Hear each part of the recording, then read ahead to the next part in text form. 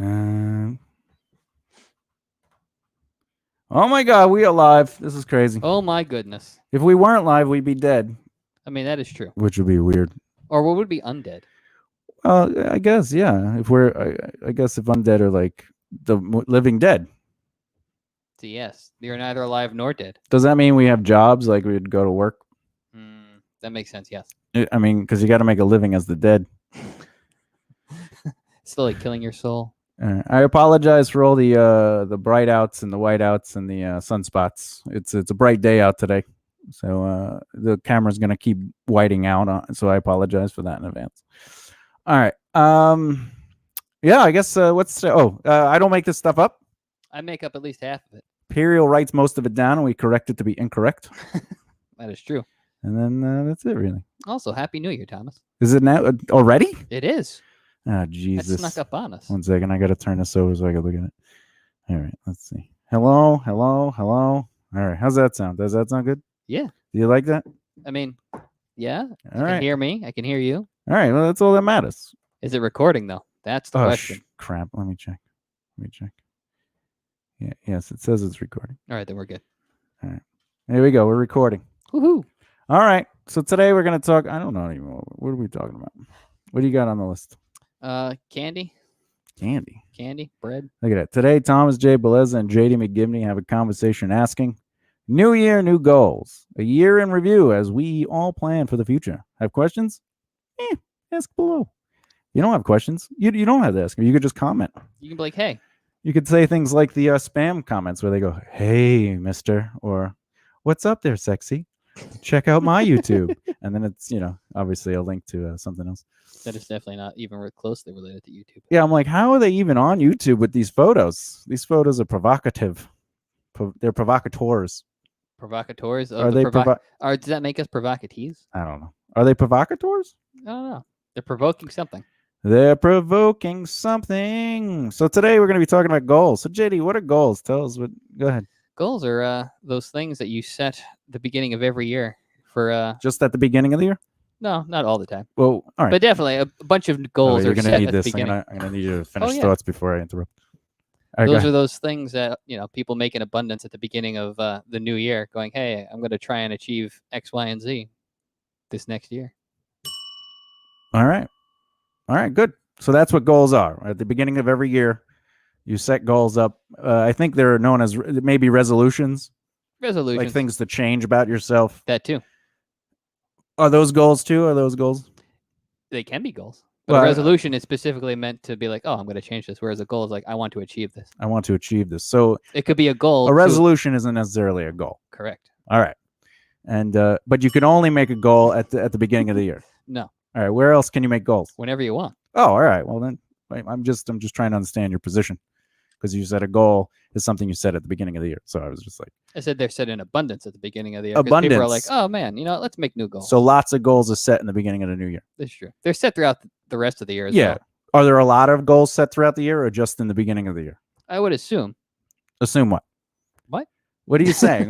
I'm trying to understand what you're saying. You can make goals whenever you want, is what I'm saying. All right, but they're not an abundance in the beginning of the year only, or they are abundance in the middle. I'm just trying. I just for verification for the education aspect of this. All right. Well, you can make. There are an abundance of goals set throughout all year round by many people. Many of people's. Because people are like, you know what? I have this thing that I want to try to achieve, or I have this list of things I would like to achieve. Okay. You want to hit the bell? So that answer is what an artist would say. Okay. The artist's answer is filled with assumptions, and they also make their choices based on the assumptions of other people. And what that means is name one person that is not successful, that does exactly what you just said. You assume everyone does. And it's very rare that they actually set goals. They might say things, but they're not actually setting goals. They might say, I want to finish an album, or I'd like to get an agent, but that's not setting a goal, is it? That's just saying something they want, right? That is. So they're not necessarily setting a goal. However, the way JD presented it, this is a part of how we fail as people and individuals. We base it on our assumptions, on how we think something is, and we demotivate ourselves using the words that we use. Believe it or not, by what you just said is ultimately not true. We have no proof to it. How can we prove that A, people make goals in abundance in the beginning of the year or throughout the year. And Well, it is completely impossible for us to make a complete. Sorry, it is impossible for anyone to assume such things without actually going and interviewing and then measuring. right. And also, JD didn't answer the question. I asked him what a goal is. And he said that's what people do at the beginning, in abundance at the beginning of the year. And then I asked to clarify, and he says, well, throughout the year, they do. Lots of people do them. But we just realized that most people that you know that are not successful set idea goals. They say, I have a dream goal, but they don't actually set goals. So we could utilize the people we know in our lives and around us to elevate and identify your position. However, you didn't answer the question. What is a goal? I guess would a goal be something that you are striving to achieve? It could be something you're striving to. What the hell? What was that? What the hell? Jesus Christ! It's like somebody using this. What's going on? Yeah, I think the dog was using this. I think the dog was using it. Imagine he has a secret podcast in the middle of the night that we don't know about. It's probably the best damn podcast out there. Dogs are always looking around. Can I turn this on? What's barking up the wrong alley? That's his podcast. Oh God, that'd be so perfect. That'd be the best podcast. A goal, a traditional goal might be, what were we saying? Things that you would strive to achieve. Strive to achieve. Now, is a goal different than a SMART goal? Yes.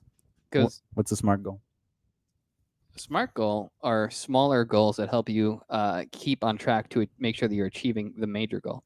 So let's say your goal is to, start a company. Yeah. That's the goal. You would come up with smaller SMART goals to be like, how do I start a company? And you would make little steps that you could focus on and follow.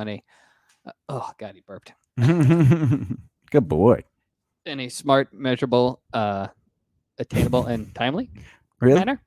All right. Oh, Jesus. Are you done?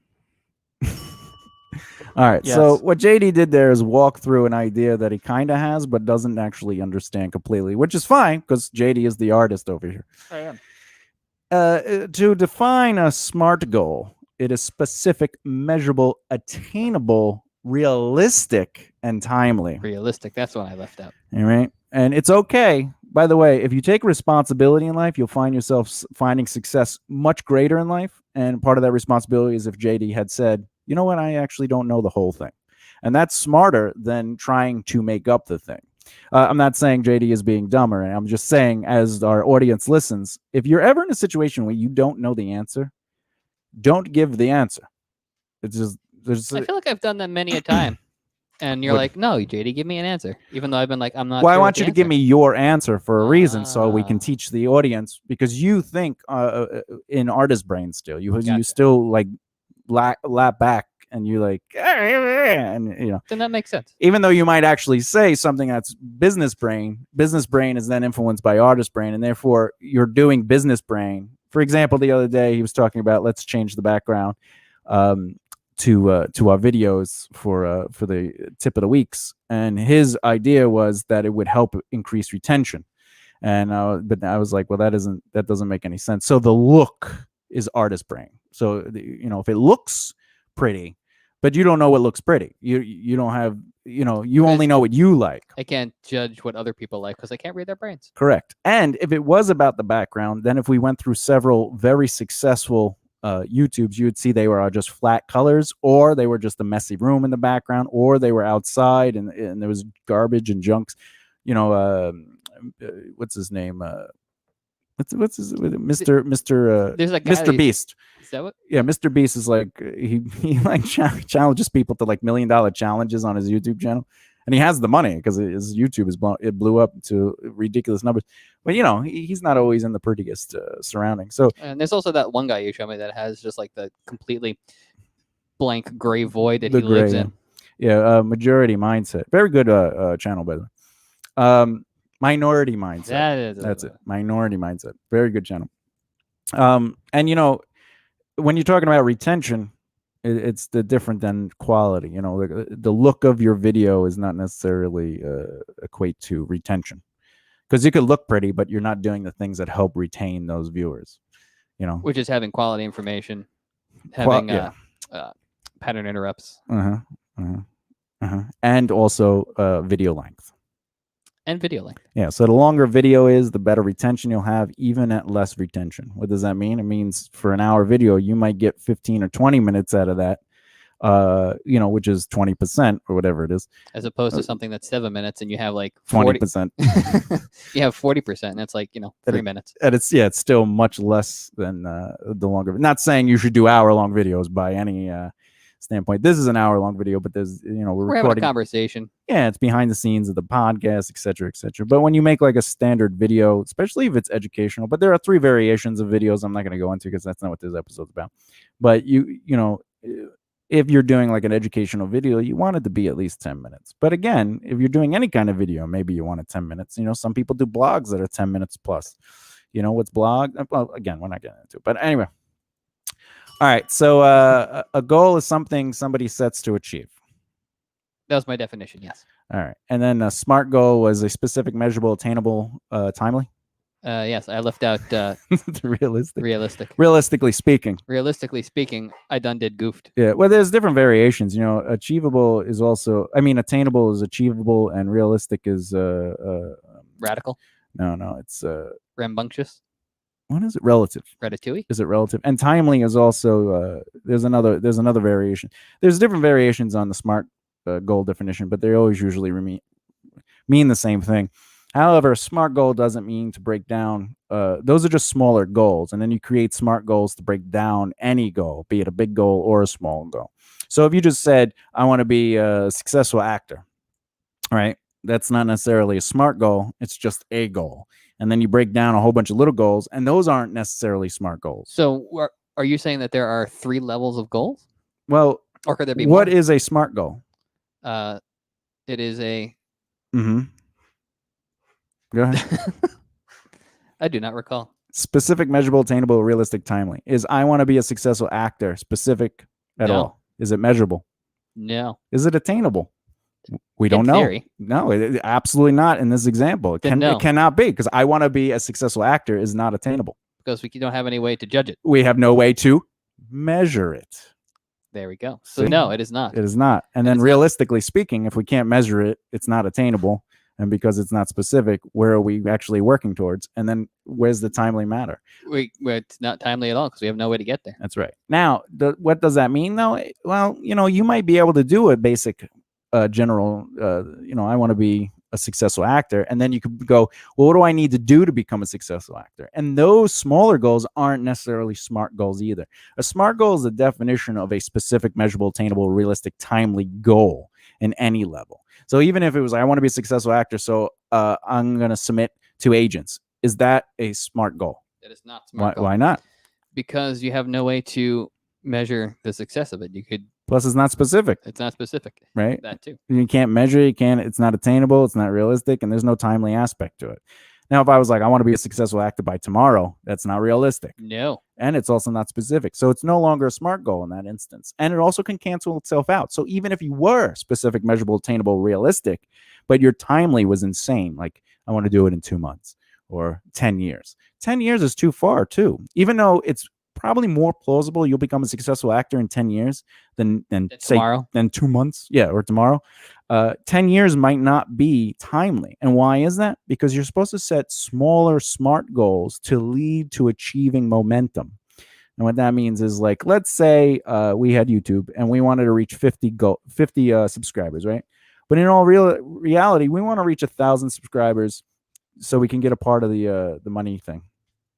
You know, become part of the YouTube's ad program. Yeah, yeah. And if we said we want to reach 1,000 subscribers by the end of the year, that is not a timely goal. And the reason is because it's too big. It's too big. We have 1,000 subscribers we want to get. We're doing 12 months. What you need to do is, because you're trying to create momentum, you're trying to produce that momentum of success. So you say to yourself, hey, in 1 month, in 3 months, we want to reach 50 subscribers. And now you're setting yourself up for success, even though we didn't do a complete SMART goal in that example. I'm using timely. We're working on timely right now. with timely, you can't say a year. You can say whatever you want, but you shouldn't say a year.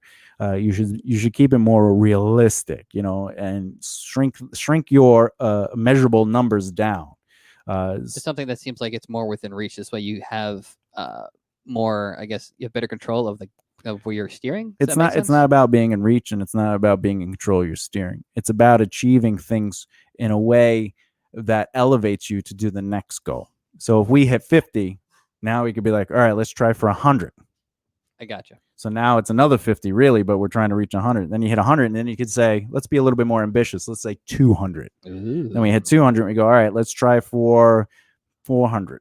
Or maybe that's too ambitious at that point. And you go, all right, what is our average growth in that time period? And you take the average and add it up. Yeah, and you go, you know what? Let's 350. Yeah, let's say 350. And that's how you do it. You got to keep that's why you write down your goals, because if there's smart goals and you're measuring your efforts, you can tell yourself when and where you need to readjust. I mean, if you're like, I want to be a successful actor in 6 months, and in 6 months you're nowhere near being a successful actor, all you got to do is look back at your SMART goals. Now, if you look back at your SMART goals and all they were is be a successful actor, submit, get a manager, get an agent, right? You could technically go, well, I'm not successful. I have no agent. I have no manager, and I didn't submit this year. Yeah, okay. Now you can measure it, but you're not measuring progress. You're not seeing your progress. You're only looking at the results. And here on this show and everywhere I talk, I always say, follow the process, not the results. Because if you try to work on building your process, you'll achieve greater things. If you focus on the results of those greater things, it'll be difficult to get there because you have no way of knowing, are you there yet? Because what is success? If you say, I want to be a successful actor, you have to define that. And that's what specific is about. What do you define as success? For us, we define it as making a living within your field of interest. So, I mean, if you were doing that in the first week and you're affording your life and then you're able to utilize the 60-40 split, now you're talking. Yeah, then golf club. Congratulations. But if your idea of being a successful actor is you get a core as background on a show, great, you're successful. If it's, I want to have a supporting or lead, most actors are like, I want to be a lead in a movie or a show. And like, they just literally got out of high school and go, you know what I want to be? I want to be a lead. And I'm going to be in that show. I'm going to be the next Lucifer. And it's like, that's just amazing, by the way. You can't get rid of Tom Ellison. It's just, or Ellis. Who's that? Ellis Island. Is that a girl? It is. Who's Ellis? She's related to Sybil. Oh, I love Sybil. Oh. Sybil Shepherd. Remember her? Sybil Shepherd? Shepherd? I don't know. The one that the one that flocked sheep. What? Because she was a shepherd. Yeah, shepherd. Did she make pie? I don't know. Hopefully. She has pie. I mean, technically. Would you eat her pie? Probably. Jesus, you're a pig. If you woke up and an invisible By the way, essence... this is like the best gift you ever got me. Just saying. I know, because for that 1 second, it's just that noise, and it just resets everything. If you woke up and an invisible entity was, what would you do other than run into the shower? Well, after the shower, I guess it's go. He's freaking out, man. Yeah, what's up with him? Probably has to go to the bathroom again. He didn't go. He just ran out and then was like, I want to go home. Oh. I can't take this heat. Why is it so hot in here? I don't know. The thing's off. I'm so hot. Want me to get some water? No. I'm trying to slowly kill myself this year. That's my resolution. Not a goal, but a resolution. A goal would be to, kill myself by April, utilizing a specific poison, and I'm going to have to detain slowly over the course of the black market, so I'm not a screen. But haven't you built up a tolerance to most poisons at this point? Yeah, except for humanity. I mean, that makes sense. I'm not immune to humanity. People still aggravate me. Hey, neighbor, shut up. Yeah. I'm not immune to you. I'm not immune. I got to learn to let go of my control and let people just do whatever they want to do, even if it's irresponsible or messy. Yeah. Yeah. Agreed. I just got to let people just let it go, no matter what the cameras look like or the lights. Listen, I deferred to you to set up the cameras. But you already set them up and plugged them in, so I didn't want to unplug anything. I set up one camera. Wait. Did you set up 2 lights and turn them on? You could say yes. I thought that you said that they were good where they were. Yeah, because you set them up. All right. Well, then You set them up and turned them on. So I was like, all right. All right then. Well, moving on. Moving on. Wait, we're talking about taking responsibility. I took responsibility by admitting that they were already set up and turned on. Were they in the right spots? I don't know. Are they in the right? Well, why did you set them up? To open everything up, You turned them on. I turned the lights on. And then you wanted me to unplug the light and move it. I would have unplugged it and moved it for you. You did. Isn't it a good spot? Sure. It's a wonderful spot. Would you use it? You're going to use this spot from now on for you? Sure. Just like that? I mean, I like being the Dark. weird silhouette. You like just being dark? We have this light on. Is this like a halo light?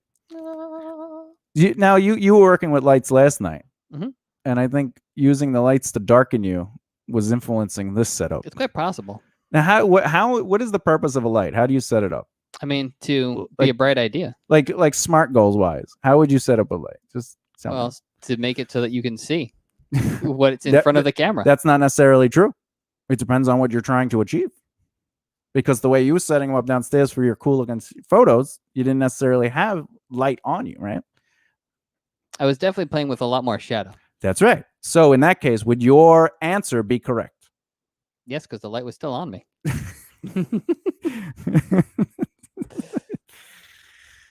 Now, taking responsibility also comes in the form of just admitting you're wrong. I already admitted I was wrong. No, I'm saying about downstairs. You're saying, I'm saying it depends on what you're trying to achieve. And your answer was, well, you want to be able to be seen in the camera, but sometimes you don't want to be seen in the camera. You want half to be seen, or you want shadows, or you want to blah, blah, blah. But if you're talking about being seen, are you talking about that we can see you fully? Is it a flat shot? Well, is it a is where cinema it shot? comes- that's what comes down to whatever you're trying to achieve. That's what I'm asking you. You just anyway. So how do you get a good shot? I have no idea. But you're the guy who plays around with the lights. I don't. Yeah, well, it's because you already know what to do. I don't know how to work the lights. I'm I still- did this one, and I did that one. That one's actually not bad. Look at that. Yeah, I'm not sure. I'm not happy with the angle though. But it's not that bad. This one just worked out. I mean, it could be a little higher. Look at that. This is what it's like to be me. Because I have to have my back. It's bad enough my back hurts as it is. Don't touch it. We're gonna leave it as an exercise so I can learn and work on adjusting things. I'm gonna just put like a bear mask just on the screen, nothing else, and my just make God. it talk. Yeah, I could probably lighten your shot, it's all right. You can leave it all dark. or I could make it darker. I could saturate. Oh, there we go. Here we go. I'll do the rest of the show. Oh my like this. God, dude, you can't see it, but you look just like Daredevil. Not in your shot because it's too dark. But on the master shot over here, you look like Daredevil. I wish you could see it, but like if you lifted your thing, you would no longer see it. Well, I can always go back and look at it. And if I afterwards. delete it, let me Oh, well delete then. this. All right. JD Daredevil. We figured it out. We know who he is. Oh, we have one person watching. Who do you think it is? Ooh, I don't know. You do know. How do you not know? You always, after the show ends, you're always like, it was blank, blank, blank. Do they tell you afterwards or they tell you during? Usually it's during, but I'm not looking at my phone because my phone can't be anywhere near the thing because it starts going. Why don't they comment? They just watch. I don't know. That's a good question. They should comment. We love comments. Yeah, comment something so we could like Leave us make comments on it. We just want to make comments. I love comments. Not me. I like questions. That's what I like. Yeah. I don't like comments where it's like, "Hey, sugar daddy, click this link if you. I love your content. Follow me at doomy.com." I might have to Can we hide that comment. can we just get like the domain doomy Who says I don't have it? Fair enough. I'm trying to work on to my next career after this one. Because of COVID, I had to change careers again. Check out my OnlyFans page at Doomy.com. doomy.com. Someone got mad that they saw that Twitter and like Facebook and all that is saying that they could sue you if you use their URL as like if you try to buy an URL like theirs, and it's like, why would you get mad at that? Why would you want to own twitter.com/thomasjbellezza.com? Like, you can't just own thomasjbellezza.com. Yeah. Like, you don't have to own the Twitter. Why do I want to own Facebook? Facebook.com/blah, blah, blah, blah. That's just the dumbest argument I've ever heard. Like, it's not yours. Go away. Because it's literally their website. It's their website, and they are nice enough to give you a URL. Yeah. You know, or a adjustment on you. And not to mention just a platform in general. Yeah. I don't know why there's a general involved. I don't even know if it's on there. I feel like It might be an admiral. It might be an admiral. Ooh. Which would be a general, right? In the Navy. In the Navy. So we got two people. Do you know who they are? I don't. You don't know now, or are you gonna know at the end? Because every time I at the end of every end. episode, I will know at the end. you're like, blah, blah, blah, blah. I don't know who's watching right All right, now. well then I'll make comment on it next episode when we're interviewing somebody. Let's comment. I'll just be like, hey, great to have you on a guest. By the way, we had two people last week. I can't believe we've been doing this show for like about 6 months at this point. I don't know. It's too long. How was our year, JD? I mean, given all that had happened with COVID and everything, I'd say, What happened with COVID? you know, the entire world pretty much just shut down and Oh a my bunch of people God. died. Thank God. Ooh, there's 3 people watching. Do you know who they are? Usually no. Is it that you know after the show or before? What's going on? I just want to know. Not that I make comments about them. Oh dear God. This is real. This is crazy. This is real. All right. Oui? What? Quoi? Comment? Que? Parlez-vous français? Who? What? What? Mm. We. All right. So our year was, but was it a bad year because of COVID? What do you think? Boring. No. I would say Mhm. it wasn't. It definitely had its rough points this year. I don't think But- so. But go ahead. I don't know. I definitely think that. What are you looking for? The dog. I hear him around me. But anyway. All right. Go ahead. Anyway, What were you saying? it said it definitely How- had its how was rough our year? points. It definitely had its rough points. Where? But what was rough? I think What was you rough? and I did. Well, the dog, Oh, you know, Jesus. barking all the time. That's called um, evasion. All right. Go ahead. I think that you and I were able to adapt pretty well given the circumstances. Oh, like a pig. Exactly. Wait, what? Because they could change a color in the trees. You made a chameleon. And they look that's what like hangs out in the mud. They don't have sweat glands. Actually, I don't think chameleons have sweat glands. No, they don't. See? Pig. So why was it rough for you? Well, Didn't you meet like a whole bunch of girls online? Well, being That's forced pretty good. into If you were allowed to go out, you would have probably met these girls because you were like, I'm too busy to talk to these bitches. But instead, you were like, holy crap. I like being Another able one. to have like Do you have like a physical spreadsheet? contact with people. Oh, so you don't like talking to girls online. I love talking to people. So what is the comment you just said? I would like to also be able to physically, meet up with people. Oh, but not them. No, yes, with them. Oh, but you just said you don't like talking to them compared to meeting in person. I didn't say that at all. I said I would also like to be able to go out and meet people in person because is I that a prefer goal? that. Is that a goal? That is definitely a. Do you have a something I prefer. spreadsheet with how many women you talk to just to keep like, who do I call baby? Who have I told I love you to? who have I said I love you to? Just so they don't hear the L word. I don't want to get stuck in that kind of hell. Oh dear God.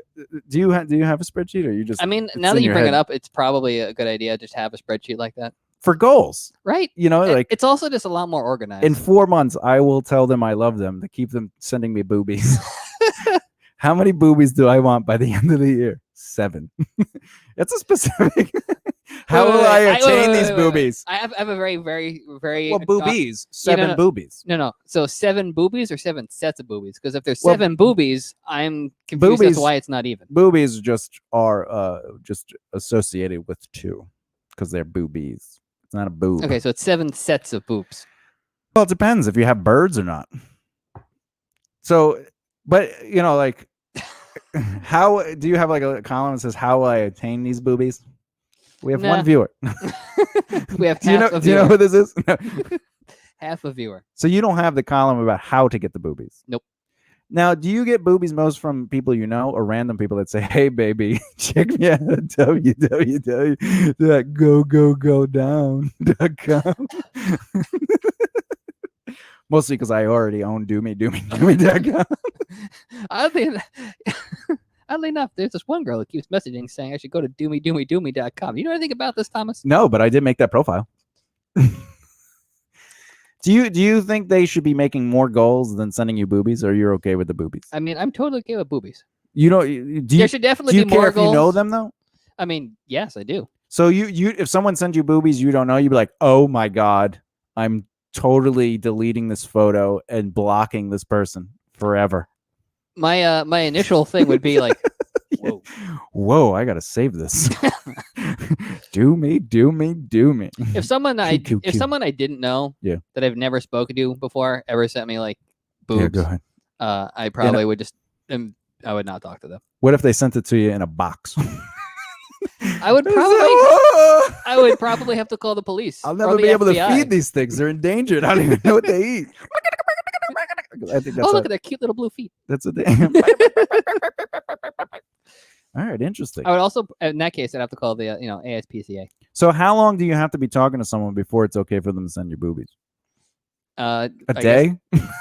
I gotta really know them. I need a good day. I would like to feel comfortable with that person. So how often do people send you boobies?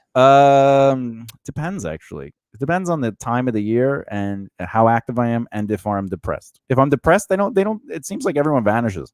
But when I'm like happy and I don't really need it, everyone talks to me. So I think the energy it's like a booby call. And like the boobies just show up. So instead of like a radar thing, instead of like bloop, bloop, bloop, yeah, it goes boopy. Yeah, boopy. Boopy. And if I'm depressed, it just goes. Oh wait, we got a comment. We got a comment. Let's see what this says. Comment. It's me, Liz. Oh, great, Liz. Hi, Liz. Let's have a conversation. Hi, Liz. Hello. Yeah, we'll comment back. Hello, mother. Hello, mother. Hello, father. Yeah. By the way, Liz is watching. Woohoo. What do we got here? What's this? Private jet? No. Private jet? Chat. Oh, private anyway, chat. So you need to feel like you know them? I would feel comfortable knowing them before someone. How long does that usually take, though? Like, what if on that first day, that 24 hours, it was just an amazing conversation? I mean, I've definitely had amazing conversations. And you were like, I need your boobies. Not necessarily. They were like, I need your boobies. I mean, I have very flat What's boobies. going? Are you going to now go to YouTube and talk on YouTube? I like that he uses his brand. It's the JD Show, everyone. Look at the face he makes. That's literally not what. Oh, you know what? Let me just go on my YouTube. I'll just go ahead. Instead of commenting through BBR, I'll just go on Thomas J. Bellezza. Which is weird because I'm signed in as BBR. Oh, you are? Yeah. All right. Let's see if that happens. Did you just change it to BBR? No. You sure? Because I've been watching you on the camera. Feel free to zoom in. I'm watching it. Feel free to zoom in. Look at this guy. Oh, look at that. Oh, look at that. We got tree watching now. Oh, woohoo. I said we had tree watching. Anyway, he's gonna focus on comments now. All right, so I guess I'll go back to doing the show. No, all right. So how many? So if like 24 hours pass by and you feel close to them, you'll take a boobie. Sure. Is that how long does it take for you to take? Instant. I don't care because nudity is not sexual to me. It's not an object of affection. You're just like, oh, boobs. It's the intention that becomes the object of affection. However, sexuality is not based on nudity. So in the situation, hypothetically speaking. Which one? All of them. We have 4 people. There. Do you know who they are? So you're sitting there. Yeah, I'm sitting. Why am I sitting there? Because why not? All you're doing work. Someone that you've never spoken to before at any point messages you and sends you boobs. How would you react in that situation? I go, thank you very much. You can go back to doing what you're doing. Yeah, because I have no emotional or intimate connection with them, but it doesn't mean I'm disgusted. Why would I be disgusted? Somebody wanted to show me nudity. Would you be like, oh, I can have a conversation with this person?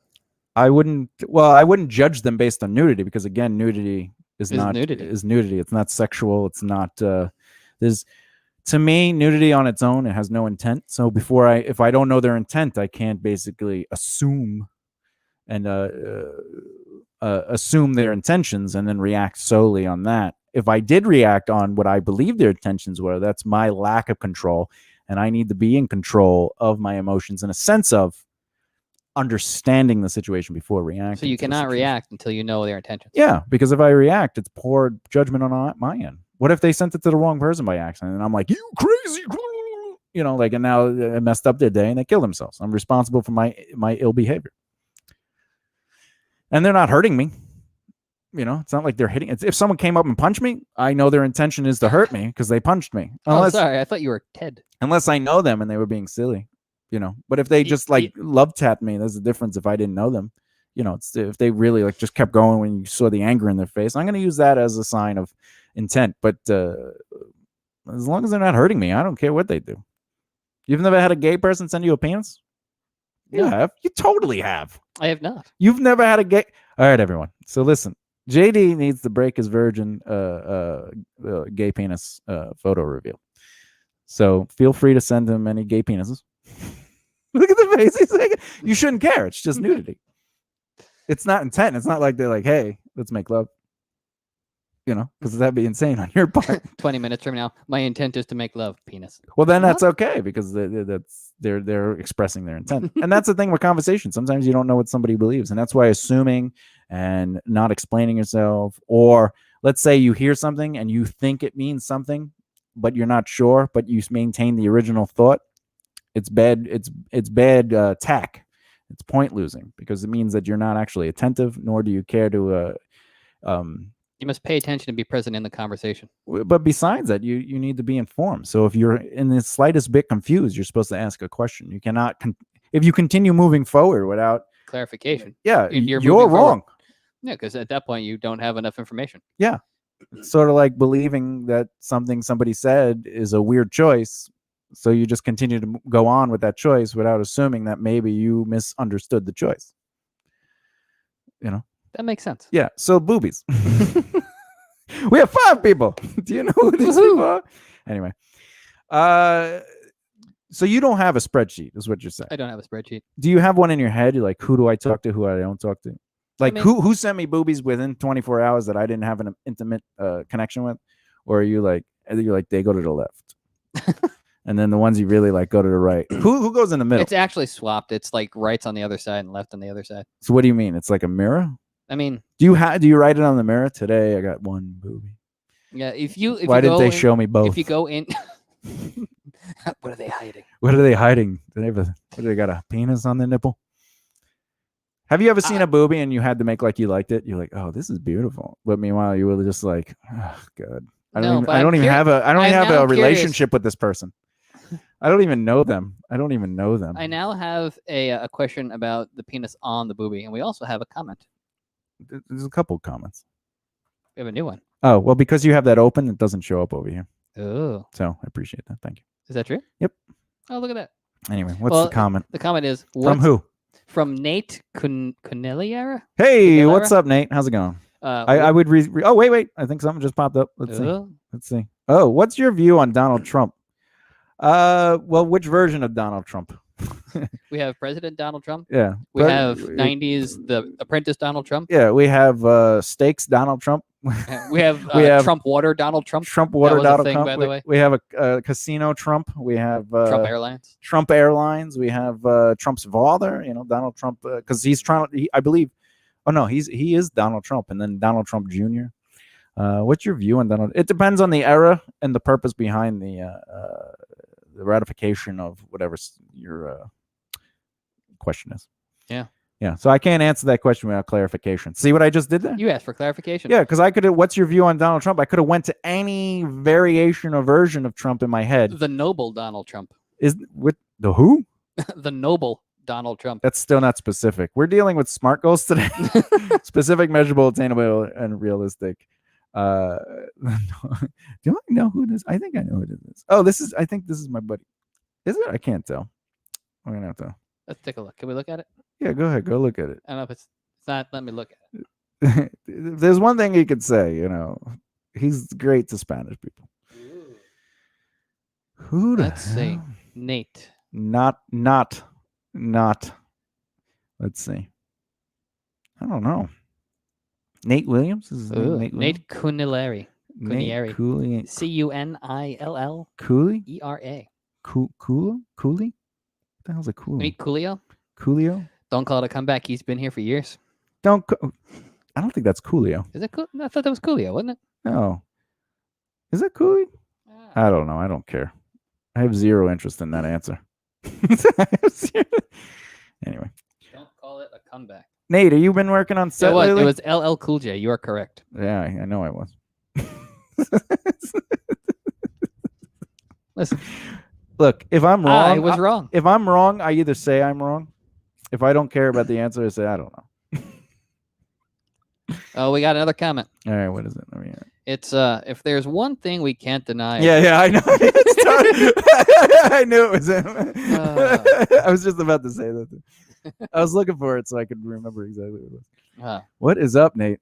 I know exactly. He's funny. He's a funny guy. He's a funny guy. He does modeling. If anyone's interested in naked modeling, he can clear a room, which is nice.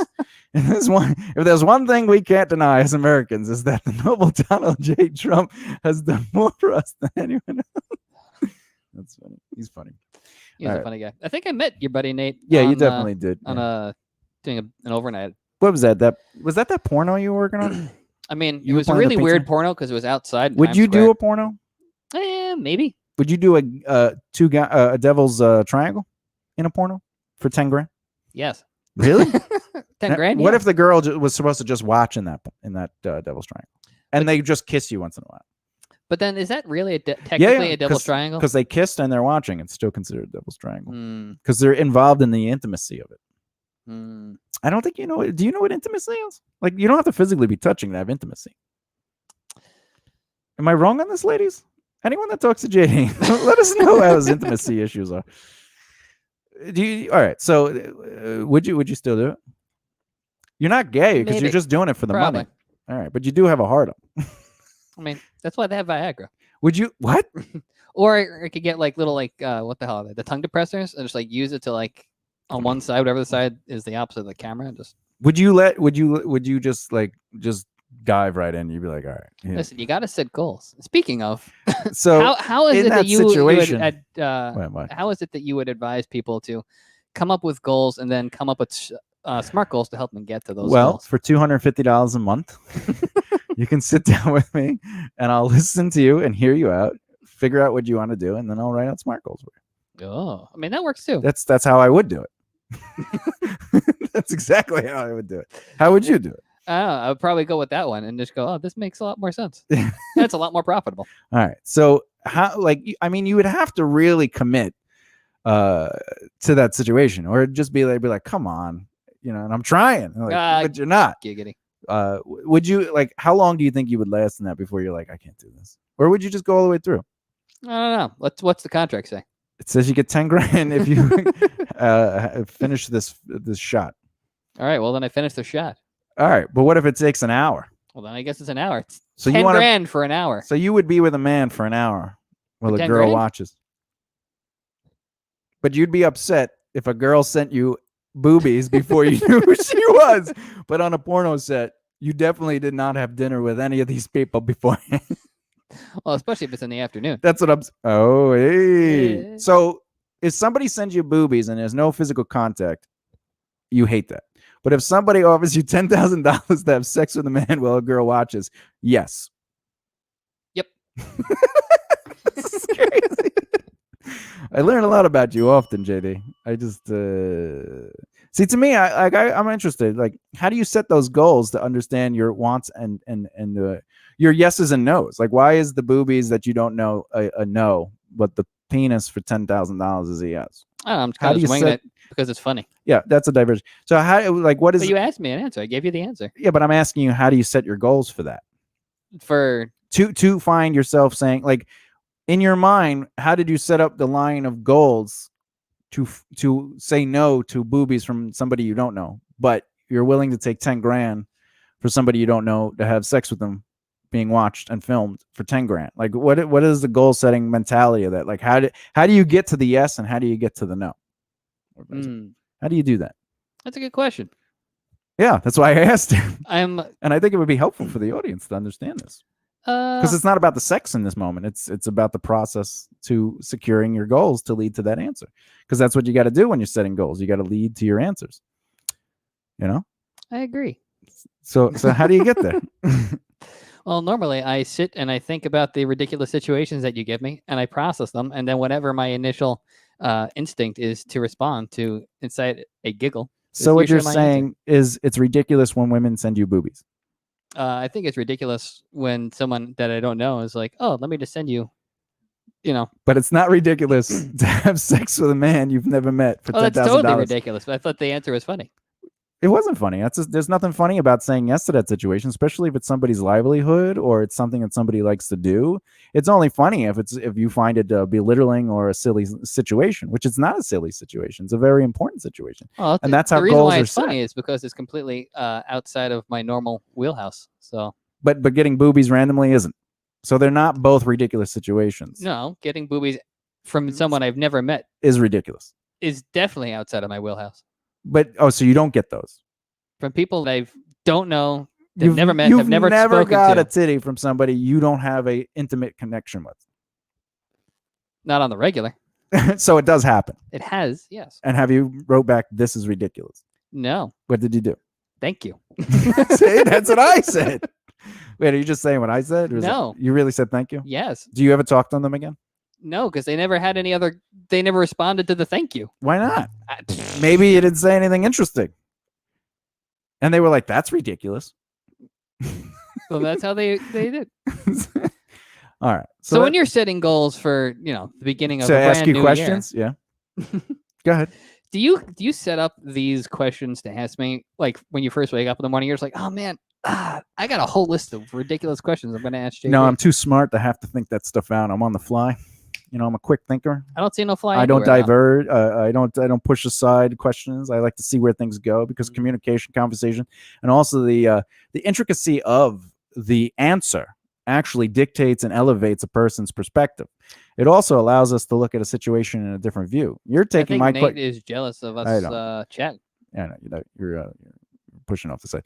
But also the way you answer questions is also helpful in a other perspective to the questions at hand. So you think I'm making jokes and I'm talking about boobies and sex and da-da-da-da-da, but there is a process to it. Now, if we just talked about the process of say, oh, I want to be a musician, so what I am going to do is A, B, C, D, E, F, G. And it's to show that you don't necessarily have to put any physical representation on it. Doesn't matter what it is. And one of the best ways to teach people is actually to show them something they would never expect to be the lesson, which is something I do to you often, and I've done to many other people where they go, oh.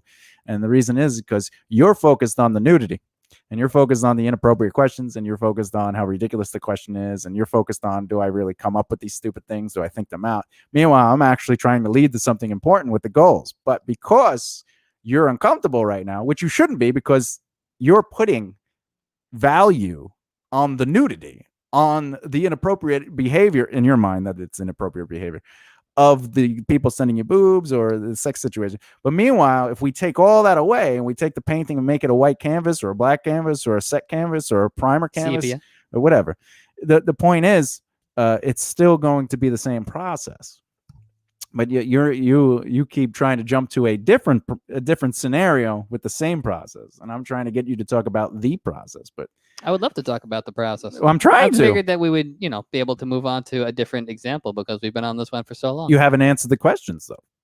Well, you said you answered my answer. You answered them to be because you said you answered them to make me giggle, meaning you didn't answer them to answer the question.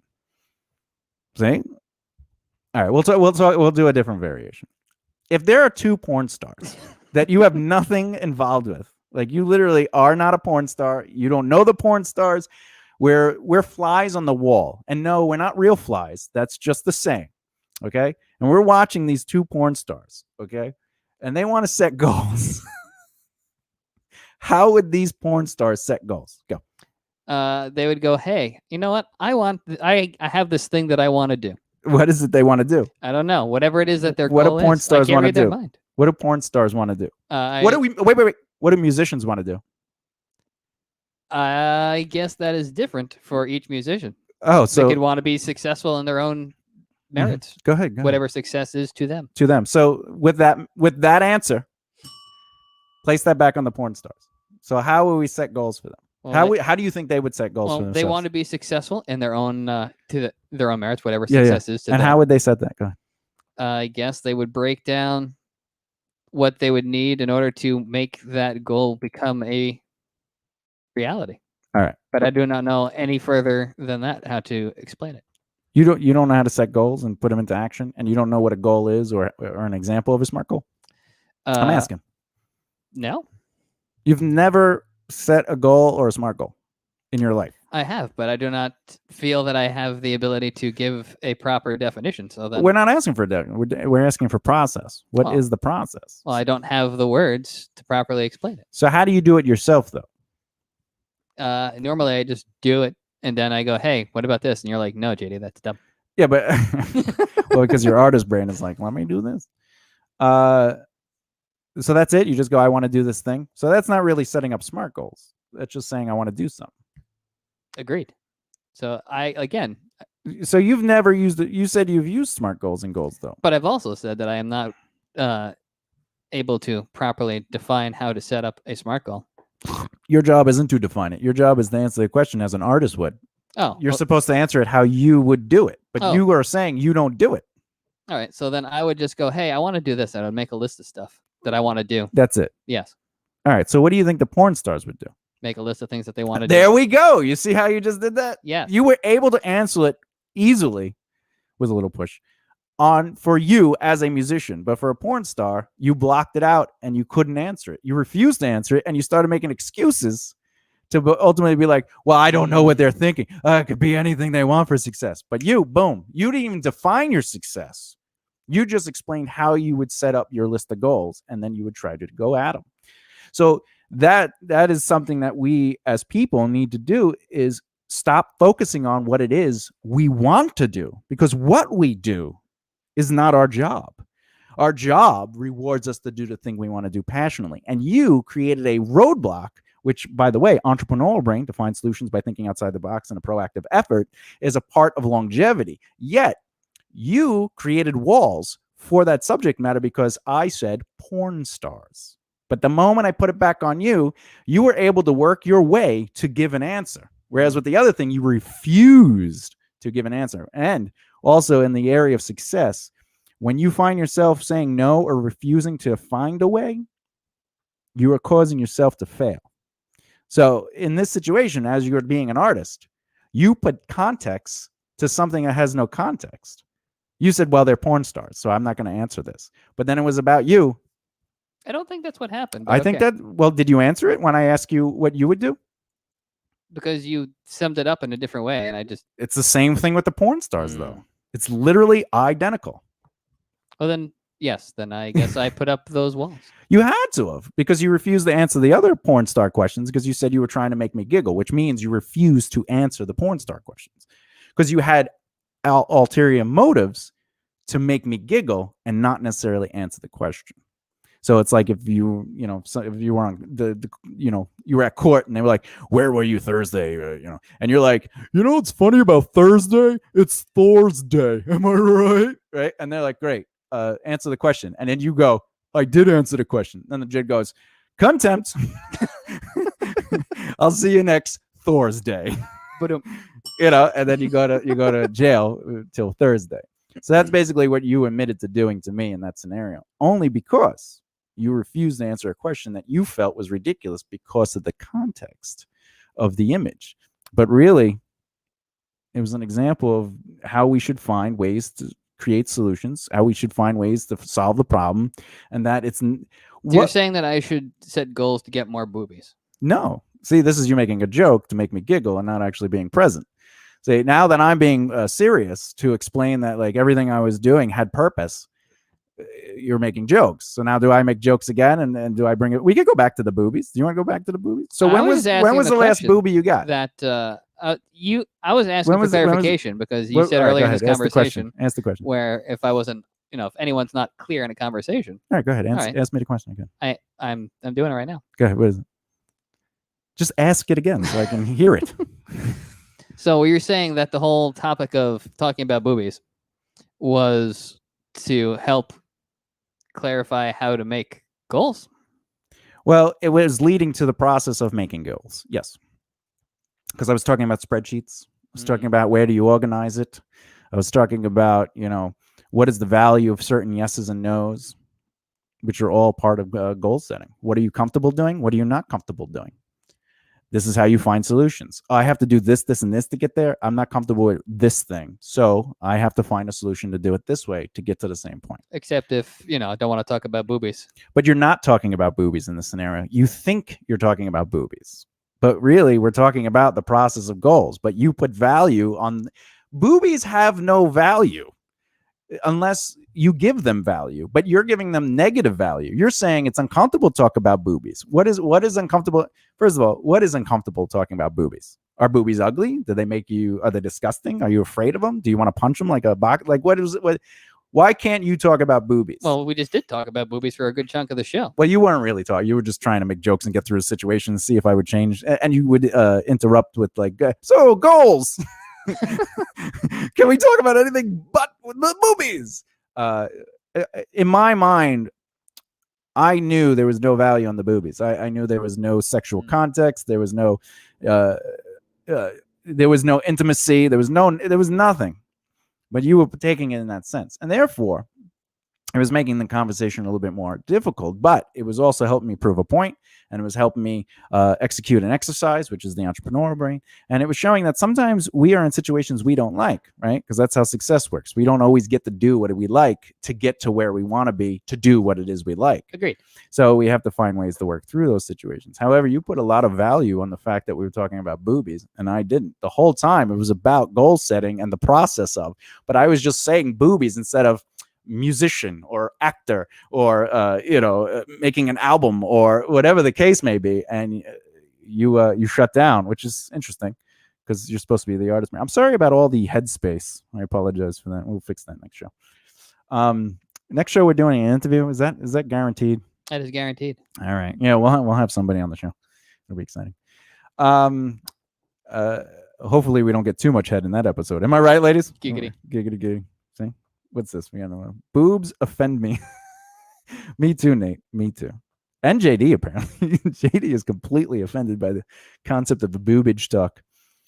Now, what about if we use the word boobs in the context of a buffoon, like a boob? You're a boob. I mean, is that insulting funny. to boobs? No. All right. So, how many boobs are you comfortable getting photos from? I don't know because I don't have a limit that I've reached that made me go, oh my God, I don't feel comfortable. So when buffoons send you photos of random things, you don't know what that feels like? Wait, what? I don't know. I couldn't understand your answer. It was a weird because I didn't ask you about titties. I asked you about buffoons, boobs, Oh, morons. But you heard boobs again after I just explained the boobies could be buffoons, and you were answering in the context of nudity. Well, then my answer is going to be if I am distracted from my daily task, that's too much. All right. So you hear that, everybody that's ever watched this show? If you're talking to JD, you are distracting him too much. That's what you just said. That is not what I said. What did you just say? I said if I'm distracted from my daily tasks and I can't get them done, then it's too much. All right. Do you tell people that when they're talking to you? No. So it's never too much. Exactly. So boobs can send you photos. Correct. Well, I don't know if the boobs can send I those. can't. Yeah, because we're defining them as buffoons. We're doing short term, short language. Gotcha. A boob, a buffoon, boobs. You never heard the phrase "boob" like somebody's being a boob? Yeah, I have. How are you not grasping this concept then? They're like a boob. They can't take photos. They're nipples. Because I'm still stuck on the boobs. I know you are, which is insane. I don't want to talk about boobs. It makes me uncomfortable. All right. I've been talking about buffoons the whole time. Jesus, this Nate guy, man. What's going on, Nate? Fix the lighting. Let JD start a subject. I've been trying to, but he refuses. Yeah, I don't like to talk. He hates it. JD, tell us about blank. You know what I like about ice cream when I don't eat it? I mean, that's true. I don't really like ice cream. We can't fix the lighting. This is what it is. This is what it is. All right. We tried fixing the lighting before. I didn't. I know. Yeah. So I said I said we did try. Did you try resetting it? Did you fix it? Well, I brought everything out and I asked for your input. Did you plug anything in? I did, but And I then also ask me- offered to move things on my own so you wouldn't have to do it. Oh, well, you did. You moved everything. It looks good. I told you set it up however you want because you already did like a pre-setup, and I was like, all right, cool. It's fine. You put all the wires crossing Listen, over so the dog I could set trip on it. goals to get everything up and running and be on time. Yeah. How'd that work out? I mean, We were late. We were running. What JD said he doesn't remember the setup, but meanwhile, like several shows in a row, I was like, let's always make sure that the wires are organized so the dog doesn't trip on them as best he can. And last show, the dog couldn't get over here, like he kept being annoying. But you said you didn't remember that. Nope, we've already established I have the memory of a soap dish. So all right. So if a lady sent you boobs, there's a new conversation because you don't remember any of that because it's a soap dish memory. If ladies sent you boobs, okay. Oh, it's nice to meet you. We've been talking for 8 years. How offended? But you just met her. Like you only like literally not like soap dish memory. Yeah, like you just met her, and she's like, here's some boobs. Would you be offended? Just met her. You're like she's like, hey, how are you doing? You're like, pretty good. How are you? And you're like, awesome. Thanks for following me. And you're like, yeah, no problem. And then she sends you 2 boobs. Are they her boobs? I don't know. I don't know what the relationship is between her and the boobs. Well, I would ask why she's sending me 2 pictures. Well, pictures of buffoons. See, there you go. It took you a second because you're like, are they hers? That's when you thought they were boobies. And then I clarified with my answer because I couldn't tell you if I knew it. See? And now you were able to answer the question without hesitation. My point. Don't point. It's rude. You should. There shouldn't be hesitation in the discussion because you're not talking about boobs. Well, most of the time there's hesitations because I'm processing and thinking of an answer. Boobs. Processing boobs. Also that. Doing the keywords for this episode is going to be amazing because it's literally just going to be boobs. Well, half boobies, this episode is boobs, going to be taken out. Boobs. What goals do you both hope to achieve by 2022? To make sure Nate does not comment 3,000 times in a row. Anyway, I guess we'll start the show. I don't make this stuff. It was a false start. How was our year? What did you say? It was terrible? You said it was pretty horrible? I didn't say it was terrible. I definitely said that there were, all things considered, minus like the hiccups, I think that you and I did a pretty good job in adapting to the current situation. Did any boobs get sent to you to make you feel better about the year? Yep. I don't believe that answer. There's one guy that like had a fucking... No, I'm talking about titties. Oh, those. Then yes. Yeah? You got a couple of titties you were like, that made your day feel better? I did. All from the same titty? Yes. It was always the same titty? Yes. There's never another titty? Yes. So for 365 days, you only got one pair of titties? Yes. That you know? I mean, unless it's in You're telling me no one else sent you titties? Just one titty for 365 days? I mean, one person sent me titties. That's it? Yes. No one else sent you titties? Correct. I don't believe this, but we are definitely coming back to this. All right, what solutions did we find and accomplish about definitely getting more than one pair of titties? There's no way. You're too attractive of a man, and you play guitar to just have one person send you titties. If you were ugly, like if half your face was missing, I'd be like, how the hell did you get one titty? But this is the other way around. Like, how did you not get more than one titty? I definitely believe you got more than one titty. I don't know how. I got more titties than you, and I didn't even try. They were just being sent to me, and I had to go thank you because I didn't even know them. And you're telling me you only got one titty in 365 days. You got one titty. That I recall, yes. So you don't even remember the other girls. Holy crap! They're having conversations. I'm like, oh, what happened again? They're having intimate conversation, deep philosophical discussions. Then they send a titty, and you're just like, "Oh, I gotta erase you from my brain because I can only get one set of titties this year." Jesus, I'm sorry, ladies. Let's hope one of you is the remembered. That should be a movie, The Remembered. They always come up to you, hey, baby, what's up? Who are you? Is there a show called The Forgotten? The Forgotten. Well, I'd like to forget that you insulted all the other ladies that sent you titties. All right, what solutions did we find and accomplish last year? Well, we end up relocating, and that was definitely I don't remember that. Thrown upon us. Yeah, we moved from Brooklyn to Brooklyn. Yeah. I don't know if that's is that a solution? I don't understand. Well, we ended up did we find and accomplish? we were able to How about adjust something our interesting? we were able to adjust our business because we had our There we go. projects, Yeah, that's right. basically put on indefinite hold because of COVID. So we had to adjust and. Yeah, but we're still doing things. Yeah, I We know. still got projects. I know, but I'm Still saying working on like stuff. what You our got your plan- album you're recording. You got your newsletter you're setting up. Yeah, we got your album that is eventually. You got gonna your get- joints project with other artists. You got you you being got your photo included. shoots. What else you got? Oh, yeah, I'm still waiting for that song. I'm waiting for the next El Tanyan thing, which it's I'm not waiting on for my drums and basses. priority. My priority is making the company grow and succeed, so I never ever have to worry about anything other than going, oh, we got a paycheck. All right, I can work on music. Yeah, well, good thing we're doing that too. Oh yeah, but my brain won't allow me to work on stuff. It just won't. I get frustrated unless it's really late at night. I call it busy work. Like if I put like 10 minutes into something, I could do that. Like yesterday, I had an anxiety attack because I was just working on one thing that had nothing to do. But then like I justified it. I was like, well, this is a part of a brand. It's growing. We're going to sell it through BBR, so it's okay. Like that's how I justified it. But like I can't, like the Al Tanyan album. Like I have zero care to do it. I want to do it. Like my artist brain is. I'm passionate about it. I want to get it done. I always think about like I want to work on it today, like all day, every day, and just get it done because I know I could do it. I know I could do it like that. You'd be done in like 5 minutes, even though that the album's like 4 hours long. Done. I could probably definitely get it done and mixed in 2 months, but I don't. I think you could get it done in a shorter amount of time because you have every instrument memorized at this point. Yeah, but also I don't have my I want my microphone, but I don't need that right now to start. But my point is, I don't care. Like every time you tell me to get on it, I get more frustrated at you because I'm like, I am on it. I'm on BBR. I'm on trying to make his money. I'm on trying to make wealth. I'm on trying to make it so.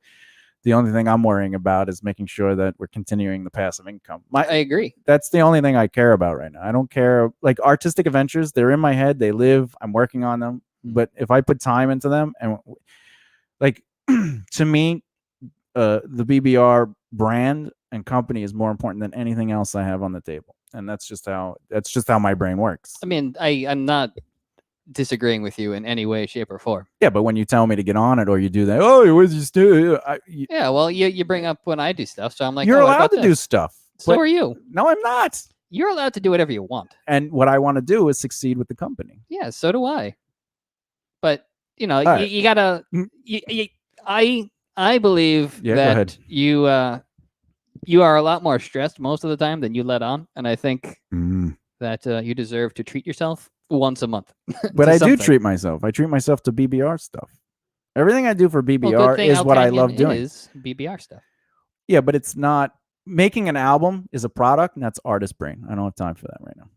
Fair enough. And it's just. But so when you do that kind of stuff, in my mind, you're belittling my attempts to make a company stronger than it is. Well, let's just clear the air now. That is definitely not my intention. All right, but that's how I feel. All right. Well, I apologize for making you feel that way. You don't have to apologize. I'm just telling you how I feel. That's that's how therapy works. Well, good thing we're having this conversation, so I will. I'm not accusing you from the continued behavior that is making you feel frustrated. But again, I'm not asking you to stop the behavior. Because I know, but I would be I'm not accusing you of the behavior, the emotion. I would be a shitty friend if I continued doing the thing that frustrated you. Well, look, again, in friendships, relationships, anything like that, I'm allowed to tell you how I feel, but that is not what am I call it? An amendment to our relationship that you have to change this thing so I don't feel that way. I'm telling you how I feel. I'm not saying you make me feel that way. I'm saying when you say that, I feel this way. I know, and I totally understand. But again, from my perspective, if you were to communicate this with me and I didn't change and I knew you were frustrated by something that I was doing, I would be in the wrong. Yeah, but I don't think you'd be in the wrong. I also wouldn't get mad at you. I would just continue to be, I would be like, all right, he doesn't care. Yeah, well, that's just it. I do care. Well, yeah. Like when you're like last minute, hey, you want to take photos? I'm like, I don't care about photos. It has nothing to do with me. Like, I don't give a shit. Like, I care. But what's crazy is if I was in the mindset for photos, I would be like all in. Nothing would stop me. I'd be like, let's do photos all day. Like, I like taking photos, but like my brain is like, I can't justify the photos, even if it's for social media. Like, I can't I don't want to waste time on that. Well, usually it's at the end of the day. But at the end of the day, if I'm working on something, you say, "Hey, you want to do photos?" Well, that's why I try to ask you, days in advance. Well, let's be honest. It's a rare opportunity that is presented when you ask me in advance for something like photos. The times you say, hey, you want to do photos today is not as often as say like 3 days ago. You did it just recently, but then again, like the way you ask me things is you'll go through your to-do list, which isn't technically a goal list. It's just a to-do list. They're not the same thing. You'll go through it and you'll get to the thing that you have to do. And then you go, hey, let's work on this thing. And I go, no, I just started my thing. And you're like, all right. And then you'll go and do it anyway. Or what? Or you'll just move on to the next thing. But well, like, I'll come back to that thing. but you get frustrated or you're just like I'm on your schedule. No, do you think I get frustrated? No, The only thing that like I could see that you think that I get frustrated on is the they can't see us anyway. It's like bright white. Look at that. It's crazy. It'd be like if the lights were right next to it. Yeah, so weird. Yeah, so weird. Yeah, no, the only thing I could think that you would think that I get frustrated on is the pictures, but I'm not. I don't think you get frustrated on that, but I just you make a noise or you. But what I'm saying, my what I'm observing is that like you get to the position, you get to the thing on your list, and now it's go time, and that's just I'm not on your clock, and you're not on my clock. The wall is on our clock. Okay. We got to get done on that wall. And I don't see photos up there. Not this wall, but and also why do we need photos? And then you say social media, and I go, all right, well then maybe we just need different content on social media if I don't want to do photos right now. And what kind of content? Well, then I'll just use this, or I don't have solutions, or I don't have this, I don't have that. Well, I'm finding solutions, but I'm just saying I would like my thinking was that having some newer pictures would be to our benefit for the BBR brand. And why? Because people would see new images, people would see us interacting with one another. So they have to see new images to see that? They don't need to see new images to see that. I can, reuse pictures. I could just write copy and then post copy. Do you think photos show no movement? Like the same photos show no movement? I'm just trying to understand. Wait, are you asking if? Because you said new photos would show that we're doing stuff or there's movement, and people won't get bored of the old. I don't know. I don't understand the position, but are photos a part of the solution? That's one potential solution, but it's not the be all end all. Let's go back. So remember when you asked me about YouTube? And you're like, at what point? The one about changing the back. Oh yeah. Look how white this is. Changing the background. Changing the like that. Yeah, that would affect something. Yeah, I remember that. Do you think that is that the same mentality? I don't know. It is yes, it is the same mentality. Yeah, well, that's artist brain. That's probably why I'm not interested. All right. If the photos were for something specific, maybe, but even then, it would have to be very specific for me. It can't just be like, it's just making faces. Maybe if we were doing a porno together, right? And I was dressed up like the girl, and then you were having sex with a guy, and I was filming this, and I go, 10 grand, I got him in the bag, with the boobies. Well, that's neither here nor there. I'm just talking. When you get to your points, it's always like, all right, we're here, let's do this, and I'm like, no. Well, I don't care. Normally, if it gets to that, my intention is to talk to you about that topic and to schedule that. Not that we have to do this right now. Well, sometimes I'm like, do you want to do this right now? And then you're like, I'm in the middle of something. So it's not like it has to. I'm not. But I'm always going to be in the middle of something. I got you. But sometimes, every now and again, you'll be like, oh yeah, we could do that. Yeah. Because sometimes it's like, oh, we totally. But what is it that I say yes to? I can't recall off the top of my head. How usually often have I said yes to photos? Well, not photos, but there have been times where it's like, oh, we have to do this thing because it's time sensitive. But what is it? Photos are not time sensitive. I wasn't implying that. Yeah, but what is it? If it's time sensitive, it has to be something important. Yeah, like we have to email a client, or we have to be like, oh, this person has this coming up. We have to get this to them. Well, that's growing the business. Yeah. Yeah. Anything to grow the business, I'm usually a solid, yeah. Because my goal is to get to a point where the company is back to where it was, like where I'm not dealing with not that we're anywhere close to dealing with do we need to pay the bills, but like in a sense of like I want the company to afford me to write to work on my music, or the right to work on my book, or the right to work on a script or something like that.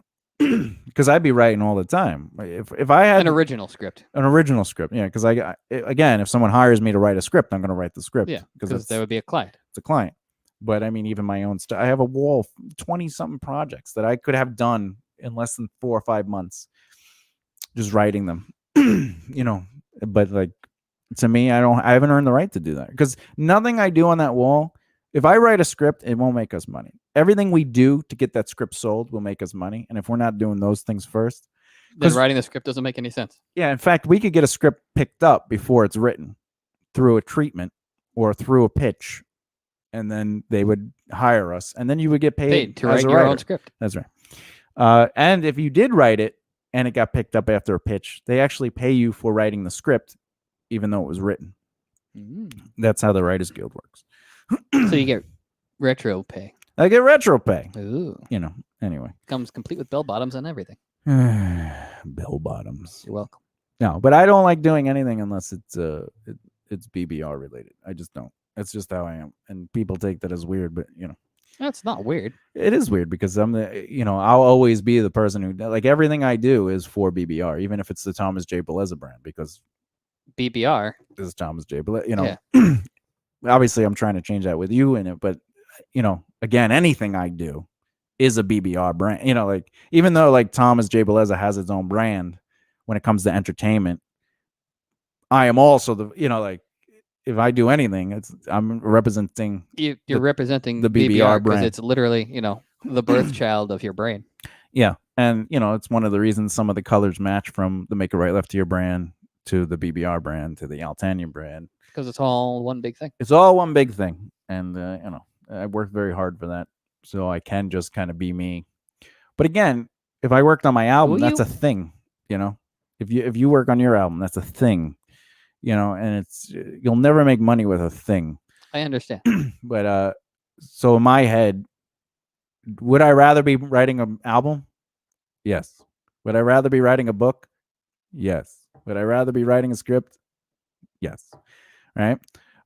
But who's going to pay me for that time when I could be doing something else to afford me the right to do that later? Yeah. Because my whole life, I sacrificed and I was rewarded. I sacrificed, I was rewarded. When I got to theater, I sacrificed living almost penny to penny to make sure all my money was saved and organized so I can afford the really $1,000 a month for a full office, and then for a year, and then at the end of the year I was able to do the theater.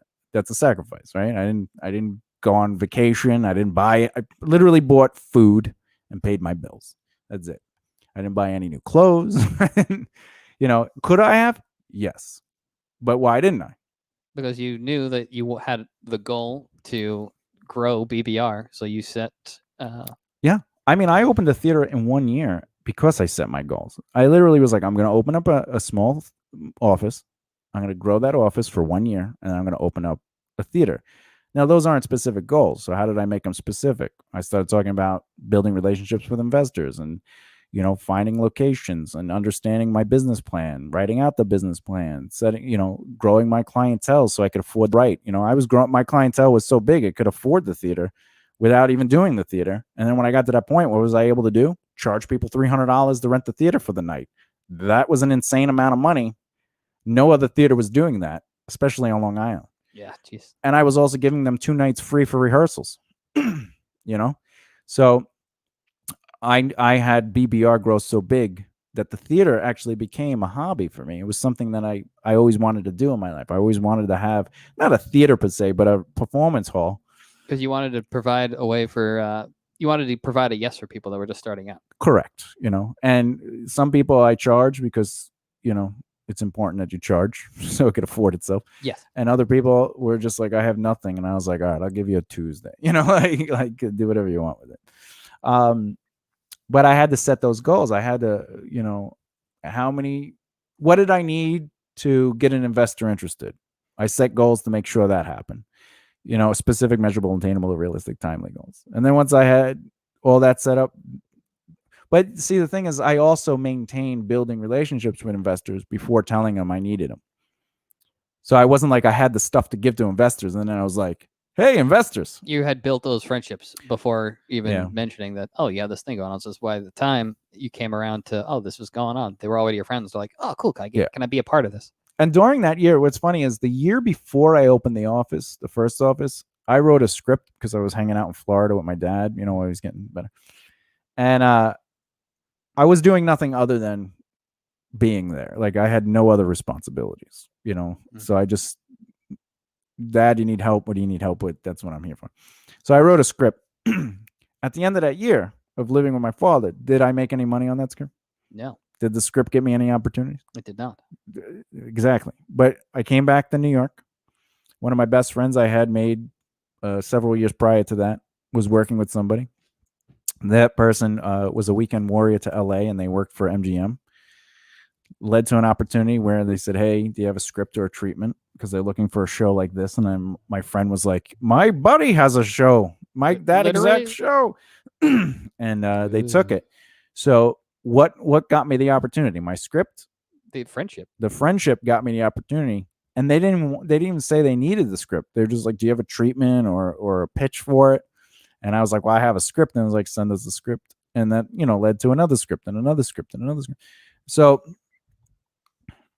again, I rather build relationships so I have opportunity. And then if I have those relationships now and I don't have things, I won't see those relationships as opportunities. I'll see them as friendships, and I could be sincere with them. And then when something does come up, just like my friend who I was just talking to about the show was able to say something to another person they know and say, "I have a friend that has a." So it wasn't like he knew that person. I was like, "Hey, can you introduce me to?"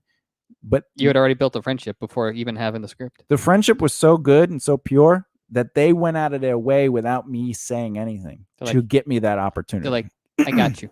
That's right. But anyway, are we planning for what we want or what we? I don't care about that. What do we have planned? I don't care about that. Goal setting strategies, JD. Ooh. How do you set goals? Do you have goal setting strategies? Let me hear these. Normally I start with a brainstorm. All right. Now, when you brainstorm, do you say, "All right, for 365 days, how do I keep from ever seeing a second pair of boobies and only keep one girl boobies?" Not intentionally, no. Oh, so you're willing to take more boobies? Yes. So if you know a girl and you've built an intimate relationship with her, you will allow her to send boobies to you? Oh, I can't physically stop anyone from sending me boobies. But you'll be okay with it. I would be like, oh, I appreciate these boobies. And you'd be like, "But I only like one pair of boobies." I didn't say that at all. Oh, so you want multiple boobies? I would love multiple boobies. So all right. So as many boobies and penises as, because we said the gay penises earlier. Oh, I thought we were talking about the boobies that had penises. No. You don't want that. You don't want that. Yeah, that's weird. Would you say, "Hey, this is too many"? You are the one. I went over quota. As much as I would like your boobies, I only do one girl a year. And I'm really freaked out by the fact that you have a penis on your boobies. Yeah. Do you every year? Do you change the girl? You go, "All right, this is the one girl for the year." Do you rotate them? No. Do they have like certain goals they have to achieve for you to approve them? Like if they do certain things, you're like, "All right, that's good." I mean, For the intimacy, that's how you. I don't know if you have goals for intimacy or it's just, well, I feel this. I'm in love. Intimacy. Like, I don't know how you set your goals for intimacy. Like, what are your goals for a relationship or you keep equating nudity to intimacy when we talk. So, what are the goals? What are the goals to getting to intimacy with you? Well, I'm not necessarily equating nudity to intimacy, but your question, to clear everything up, is what are my goals for intimacy? Yeah, like what does somebody have to do to reach the top of the ranking of only boobies for the year? Oh man, that's a good question. No, in order for me to feel like I'm being intimate with somebody, I need to feel comfortable with them in any aspect. Whereas I need to be able to have any kind of conversation. I need to be able to be honest with them. I need to feel like they're being honest with me. I need to be able to be silly. I need to be able to have philosophical conversations. I need to I just need to be able to feel like I can be myself, I think, is what it boils down to. So they don't have to do anything. You just have to be able to feel these things. What? Well, I was asking, like, what do they have to do to go up your goal list? But everything you said is about you, which is fine because that's how it should be. It should be about what are you getting from it through your boundaries, because people shouldn't have to do anything. They shouldn't have to change their behaviors to make you feel a certain way. Yeah. Well, I need to feel like they're being honest. So then, yes. Well, you just need to feel they are being honest, but they don't have to be honest. Well, I definitely Is would like. what you're saying? Well, ultimately, there is literally no way for me to prove 100% that anyone's being honest because I cannot read their minds. Isn't that weird? It is very weird. I wouldn't even know what to do if I could do that. Uh-huh. So what you're saying is, as long as you feel they're being honest, you're hopeful they are honest. Ding. That's a notch in the goal. It's like, oh, all right, they're one step closer to intimacy. Yeah, I need to feel comfortable with that person in every aspect. Now, what if you have everything and you're like, oh, I'm at the top of my level with this person. They can't go on. This is it. This is great. And then you go, what are your thoughts on pegging? I would really like to experiment with pegging. Would you be like, would it go, and you'd have to get rid of them? Because they're like, I need to try this pegging with you. I feel, comfortable with you, and I could be myself, and you're the only person I feel I can trust with this moment. Anyone else I feel would judge me too harshly. Can we please, just one time, I just want to peg you once. Well, I personally do not feel comfortable doing that, but I would not judge them for it. I've actually. So you tell them no. I would tell them I do not feel comfortable doing that, but I wouldn't be like, that's terrible. I wouldn't they wouldn't get demoted on my on my ranking system, apparently. All right. So you say I wouldn't feel comfortable with that, and they go, well, that's not a no. Can we try it once? I would go no. So you're a no man. For that. Why? So you don't even want to try it. Nope. So have you ever tried it before, and that's why it hurts? I have never tried it before. So you don't even know if you would like it. You don't even know if you wouldn't like it. You have no basis for like or not like, unless when you were younger you fell down and something went up your ass. You're like, I don't like that. I hope no one asks the peg, because that's an instant no. Mama, I'm going to need you to help me get this off. I jumped off the swing set and forgot to put my legs down, and like a hose went up there. What? Why is there a hose near the playground? Because it's a backyard. Oh, you didn't have a swing in your backyard? I did, but I never kept the hose near the... Your parents might have. You didn't see it. You did not see the hose. That's why it went in your ass. So what you're saying is something you have no rating for. You know nothing about. Automatic no. I mean, I definitely don't like poo. So you don't like... Wait, what? I also don't want anything in my bum. Except for poo. Well, it comes out of my bum. But you'll leave it in there as long as it needs to be. No, if I feel like I need to poo, I'm just going to go poo. All right. So how many things have you had in your bum other than poo that has dictated this no response? As a child, I've had thermometers up my bum. And you were like, I don't like that. It was really weird and uncomfortable. All right. How big was the thermometer? I was like, those little tiny little thermometers. Oh, that's not an indicator. Well, I mean, did it touch your prostate? Temperature. Did it touch your prostate? I'm guessing not. Wait, how old were you? I don't know, like 3, 5. Oh, you go. Oh, mister, I can't remember yesterday. You remember that clearly? I remember it was 1903, and there was a thermometer placed very smallly up my 3 or 4-year-old butt. I'm not too sure on the age, but I definitely remember the butt, the thermometer, and the up. All right, what if the girl says she can't be with you because she needs somebody she can practice and at least try things with once? Well, then she can practice and be with whoever she wants to be. I can't stop. I don't want to stop her. So even if it was like one of the greatest relationships of your life, you met her, she's a good person, and she just wants to try this thing once. She doesn't even know if she'll like it. She just wants to try it once, and you'd be like, "Well, I guess we have to end it." Well, I'm setting boundaries for things that I don't feel comfortable with. Yeah, but we're also exploring that we don't know why you don't feel comfortable. We haven't figured it out yet, because a thermometer is not like being pegged. It's a completely different. It has to be. Well, I have a question for you then. But you're not answering my. I will answer any question you give me. I already answered the question. If you could explain to me why you wouldn't try something that you have not tried. Because I don't want anything up my bum. But why? Because I don't want to. How many things have you had up your bum other than a very small thermometer, somewhere between 3 and 4 years old? Well, then none. None. So how do you know you wouldn't like it? And why would you deny this woman one time? And if she ends up liking it, then she knows, all right, you want to try it again? You would probably say yes, because honestly, 9 out of 10 men that have something put up their butt say yes. But as per the schedule, Schedule. the thing. Anyway, would you be like, hey, you can stay if you like it, right? But if you don't like it, then you could be like, all right, I didn't like that. And she's like, oh, but I really liked it. So now you have a reason to break up. But now you don't really have a reason. She just wants to experience something with you for the first time and see if it's something she likes. Well, then sure. If she really wants to, then I'll Jesus, let her you would let someone stick something up your bum? Yeah, don't you have any balls? Don't you have any respect for yourself, man? Go on, Jesus. Talk about being pushed around. You know how big that thing must be? It's much bigger than a thermometer. Jesus, is it one of those dragon ones? Jesus. Oh my God. I would say yes to that. Just so I can put that on my resume. Once had a dragon dildo. And, ooh. Now, seriously, you would try it once? Probably. So why'd you say no before? Because I don't like poo. But poo has nothing to do with it. There's poo in my bum. No, you're supposed to exlact the crap out of that. No pun intended. You're supposed to clean out your system when you do that. You're not supposed to just do bum stuff. You know that, right? Still poo. No, there's no poo in there if it's gone. In my head, there is constantly poo in there. Do you know how the digestive system works? Well, it's just doesn't make any sense. Like it's The like poo? no, I just don't like the idea of poo. For someone who poos a lot. I mean, I You do. sure poo you a don't lot. like poo? If I were you, I wouldn't eat at all. I'd be like, poo is gone from my life. And that's how you set SMART goals. Getting crap done.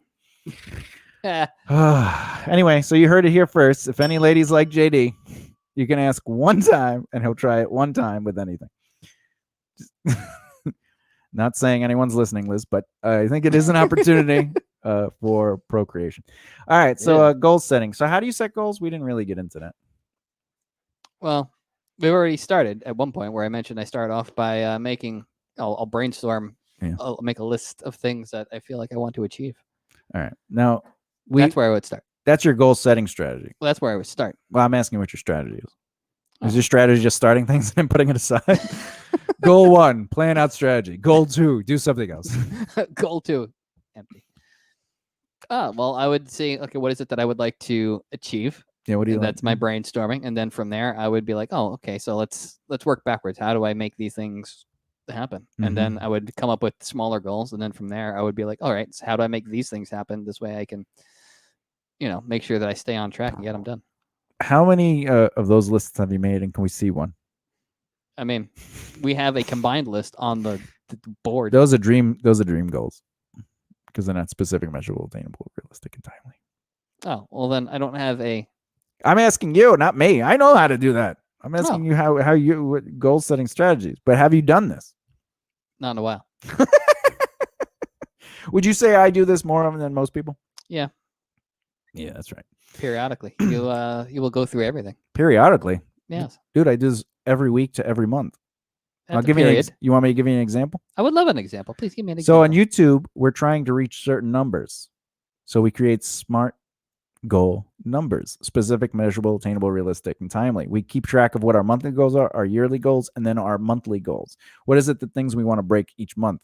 That's setting a SMART goal. And we're also looking at that because we're going monthly, and then we have other smaller goals within them that we already have written.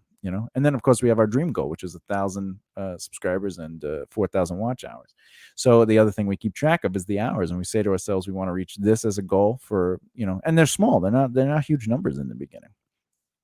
And then we also keep track of any money we bring in towards other passive outlets and, income from products. Excuse me. I set that up because that's how my brain works. My brain works in SMART goal presentation. So I write the big, large goals up, and then I break them down into the smaller things. In fact, on our walls, you've asked a couple times, why do you have this here and this there? And one is the ultimate goal, and one is the smaller goals. It's all the little things I have to do. Which makes sense. So I'm always doing. I really appreciate the fact that the board now looks like a wall of fruit strap gum. It's also a lot more organized. It's the rocks. Guy can't talk about boobies, but he's talking about gum like he wants it in his mouth. I can go for some fruit strap gum, even though it's. Do you even like? You don't like candy though? I thought. Yeah, I don't. This gum I mean, you really eat counted. German candy, but you don't eat like. You're not like a candy. Like when we go to the store, you're not like, you know what I need? Candy. Cum. Need dry, freeze dried cum. I don't think they sell that at the grocery store. So big dream, smart goal. Big dream, a smart goal. What does that even? What you know? What actually? What is the difference between a big dream and a smart goal? I guess a big dream is this is what you're striving for, which can take up to years to achieve. Yeah, it could take a day. It could take an hour. All right. Well, you have your big dreams, which is like this is the overall thing, and a smart goal is broken down in order to help you achieve said dream. So we're trying to explain it all day. He keeps taking big dreams and big dream goals and small goals, and he thinks small goals are smart goals. What is a smart goal?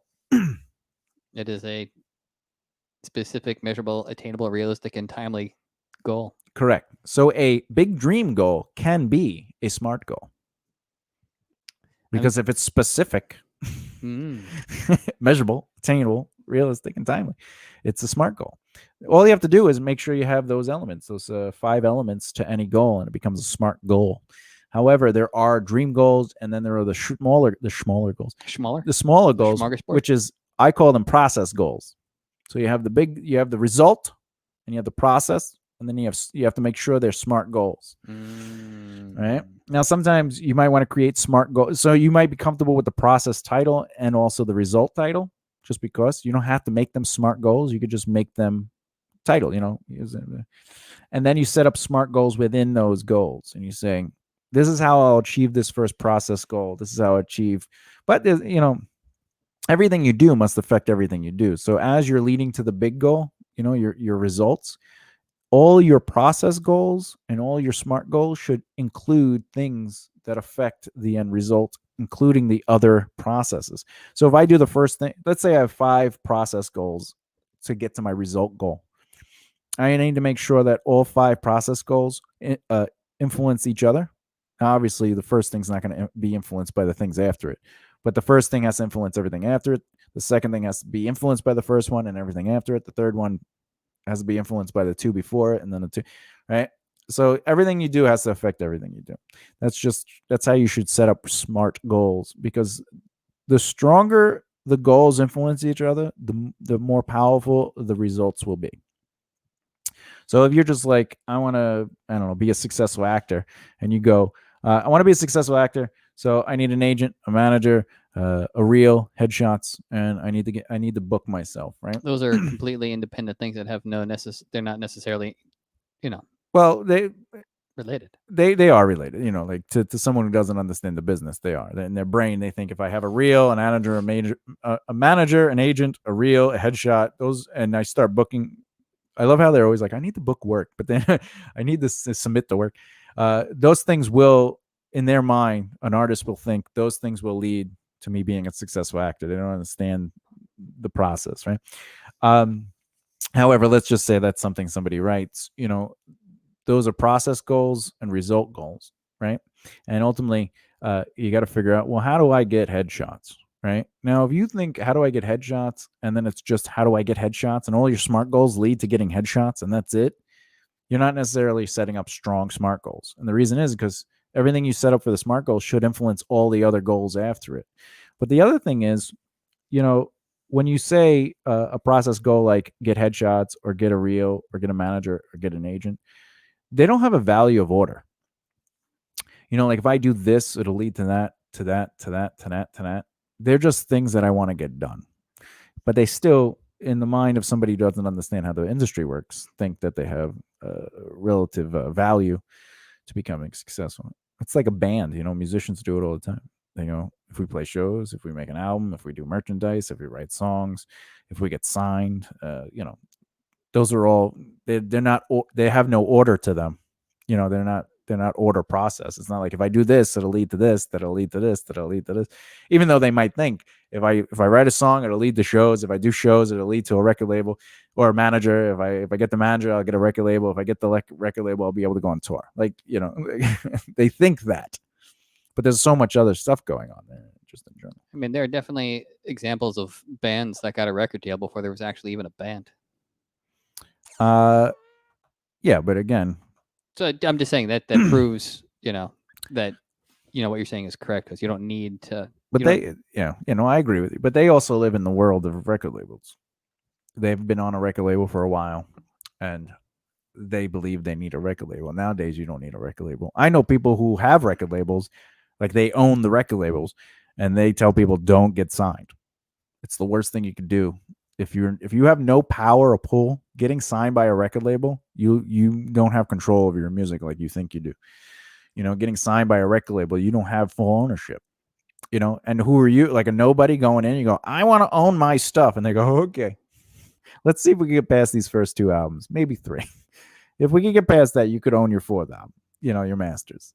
But if you have pull, if you have some leverage, you have brand leverage, value. Yeah, brand value, then of course, because They'll they be like, want what do you. you want? Yeah, Like, because they know that if you've already proven to be successful on your own merit, so they're like, Yeah. oh, we want to be partnered up with you. We know that you're actually going to be able to turn a profit, so we can work together. What do you need? We'll make the we'll make it concessions. happen. Yeah, like Ray Charles, when he first got signed, they were just signing him to do covers, and then he was just doing really well for who he is. He was building brand relationships. He was the go-to guy, and then a record label came to him, and he was making like he was an idiot. And then the next thing you know, he's like, all right, you guys came to me. I want my masters. And he was the first person to own his masters.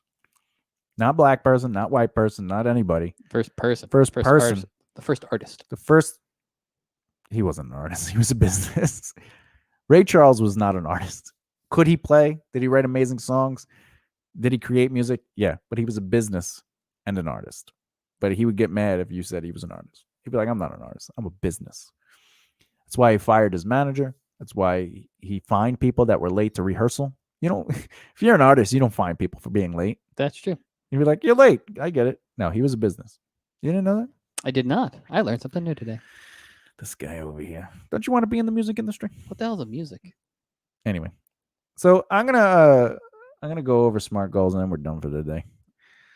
Let me pull this up so I don't have to recall it from memory. I just don't want. I don't want to do it. Don't make me do it. I believe in you. I don't believe in me. I believe in you. I believe in you. So specific, measurable, attainable, realistic, and timely. Specific means make your goals specific and narrow for more effective planning. Okay. Measurable, define what evidence will prove you're making progress and revalue when necessary. What that means is ultimately, how can I prove that I'm succeeding towards the result that I'm looking for by doing this particular SMART goal? What will prove that I have accomplished it? That's what you're going for. Attainable. Make sure you can reasonably accomplish your goal within a certain time frame. Doesn't necessarily mean timely, but it means like, make sure that you can actually do it, not just be like, oh, you've never worked out a day in your life. Let me lift 300 pounds. I could do it. Yeah, yeah. You want to make your time and your numbers and your actions attainable. And then realistic or relevant. Your goals should align with your values and long-term objectives. So what does that mean? What does that mean, JD? I never say this ever to anyone. What does that mean? Everything you do must affect everything that you do. And how should it affect people? With your brand. Oh. That's what values are. So everything you do should be a reflection of your brand value. So if you're doing things that's why I tell women that are getting into acting and they go, look, I just need to pay my bills and I just want to get into acting. So I'm going to do this role in a horror film and I'm supposed to get naked, but I don't really want to be known for being naked. And now they have to say yes because they didn't set up their financial capital to, afford their career, growth. And to be able to say yes or no to things that align, or in this case, do not align. And now you have to, so if it's a SMART goal, you also want to make sure your actions are relevant to your brand's message, but also everything you do affects everything you do. And then timely, set a realistic, ambitious end date for task prioritization and motivation. So that was what I was saying earlier. You want to set goals. If you set it like 12 months from now, it's not as strong as say 3 months from now, because you're hitting these smaller goals in it's aggressive that it's 3 months, but obviously if you say tomorrow, it's too aggressive. But if you say 3 months and you hit that goal before your 3 months are up, now you're motivated. All right, like, oh, sweet. Now I can do the next thing. Right? So let's talk about that. Let's talk about what is specific. What is specific? It is specific. It's Oh very. my God. By the way, never define A word a with word the with word- the word because it shows lack of Imagination. imagination. Anyway, specific. Be specific. Please tell me you have that written down. No, it's be as clear and precise as possible what you want to achieve. The more narrow your goal, the more you'll understand the steps necessary to achieve it. For example, I want to earn a position managing a development team for a startup tech company. Now, the specific part of a SMART goal is ultimately the title. That starts your goal. So, you have the result goal and the process goal. You can that's why I said you can make them SMART goals, because as long as you turn into a specific result goal or a specific process goal, that's starting the effort. No? Yes. Just me? Yeah. Anyone? Oh, we got a comment. We got a comment. It's probably needing it. Oh, hey, look. Liz says we're killing her there. That's what we do, I don't know what that laugh means. Anyway, measurable. All right, measurable. What evidence will prove you're making progress towards your goal? For example, if your goal is to earn a position managing a development team for a startup tech company, you might measure progress by the number of management positions you've applied for and the number of interviews you've completed. Setting milestones along the way will give you the opportunity to reevaluate and course correct as needed. I've told you this many a times. See, like, you have 3 years to be successful in a business, right? The average business fails by 3 years. So every 3 years, you're supposed to look back and reevaluate. If I'm not where I'm supposed to be, what am I supposed to do? Well, also, your first year, at the end of your first year, you're supposed to look back at your goals. Because remember, in your business plan, what do you got? First, third, fourth, fifth, 7, and 10-year goals. And throughout your process, you're supposed to reevaluate. Are we hitting our numbers? Are we setting our goals? And if they're not working, you have to reevaluate. So what did I just recently do with our YouTube page? We went through and readjusted everything. We readjusted. We fixed up the thumbnails. We adjusted how we're going to release videos. We started, adjusting the time it takes to edit versus the time to produce it. So again, these are things we're making sure that we're able to stick to the goals we set. Yeah, and as you can see, I just naturally do these things. It's not like let me look at my SMART goals. I just know what to do. We also established that we need an intern. Yeah. Imperial is just lazy. I know. He doesn't get us any coffee. Me, coffee, him, tea. But another thing about measurable is you do want to set numbers. Like, for example, YouTube, we might say we want to reach, for example, just an example, arbitrary number. I want to reach 50 subscribers, in 2 months.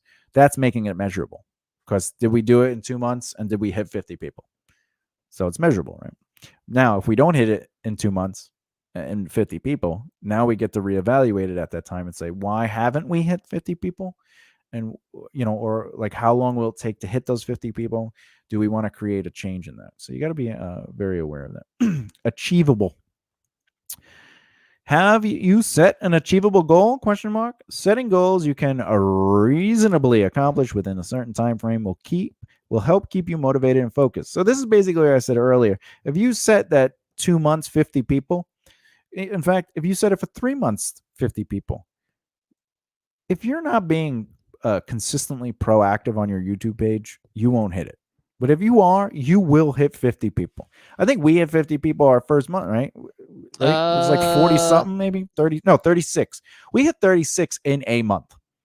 And we weren't even being incredibly aggressive. We were just ultimately setting up our brand, getting, we were focused on getting the video set up. We're actually like using the channel, because you had set it up a couple of years ago before I even was in the picture. Yeah, just to have it. I had it for clients. Basically, anyone we represented, I put their stuff on there, commercials, Gotcha. set lists, what reels. Yeah, but you were Yeah. doing it very just like you weren't doing the formula basically. But Correct. like the second we started doing the actual formulas, when things were like, oh look, this actually works. Yeah, it blew up. I actually have to do the video for it tonight, which will be so Okay. much fun. We could do the update. Anyway, Update so video. if I say 50 people in 3 months and I hit that 50 people before the end of 3 months, it's going to be motivating because you're accomplishing.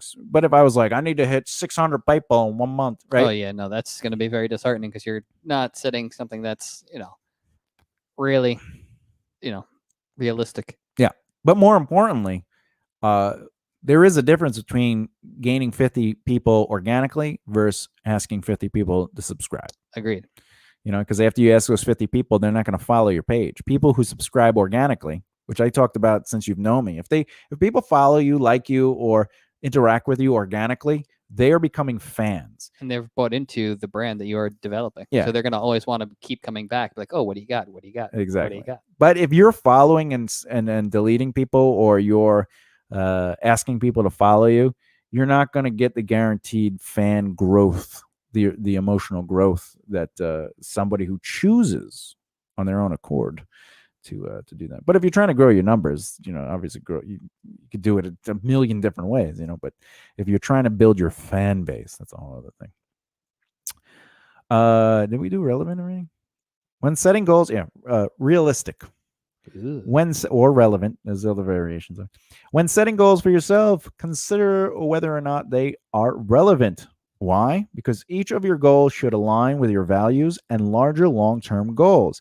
If a goal doesn't contribute toward your broader objectives, meaning not just the results of that SMART goal, but other results of other SMART goals around that, you might have to start rethinking. Ask yourself why the goal is important to you, how achieving it will help you, how it will contribute towards your long-term goals, plural. And that's the thing. It's like, if I get headshots done as an actor, how's that helping my overall objectives? Some people believe headshots will help you get work, but that's not what gets you work. Relationships get you work. Yeah, because you ended up getting into the acting world without even having anything. You're just like, oh, I'm going to be an actor, and because you had relationships, people are like, oh, you want to do the thing, or you even were just like, oh, I'm going to make my own opportunity to do a thing. Yeah, I mean, like you got. I acted before I acted, and then when I chose to act, I went and I worked Arena Players, and all I did was an audition, and I came in. And this was the crazy part about the audition. I walked in, he goes, I love your beard. And I was like, thanks. And he goes, all right, read this. And I was like, 2 households, both alike in dignity, in fair Verona where we lay our scene, from ancient grudge to new mutiny. And he goes, stop. All right, we're going to start rehearsals on Tuesday. And I was like, oh, that was a little quick, right? So then I got it. And which was insane because I'm like, I have no acting experience. Like, how did I just get the, but it turned out it was, I was the prince and I was the narrator. Like, so it's not that big of a deal, right?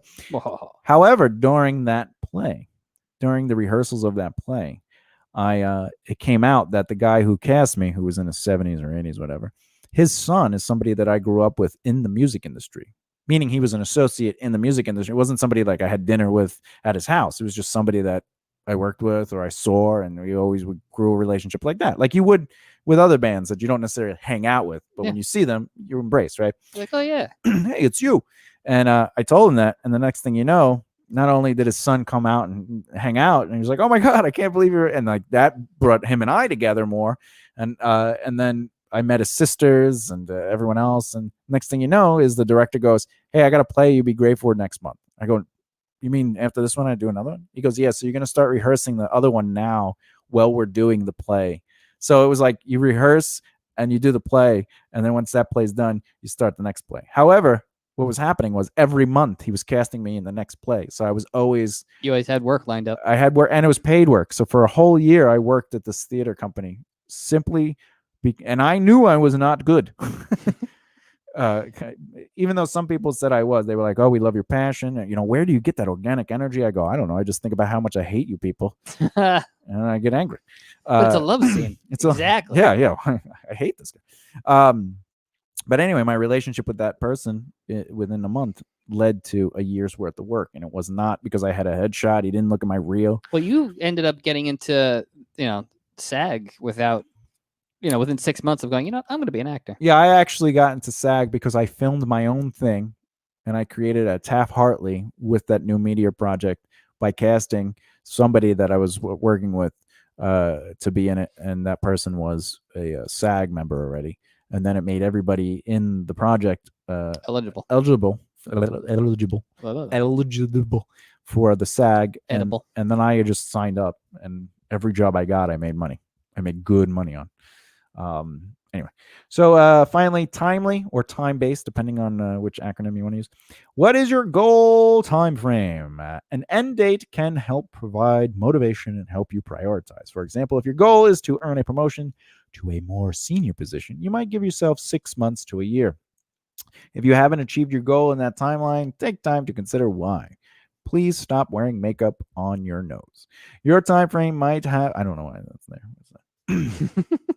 Anyway, what this is basically saying is, again, do I set it for 3 months, or do I set it for 6 months, 12 months, a year, a week, an hour?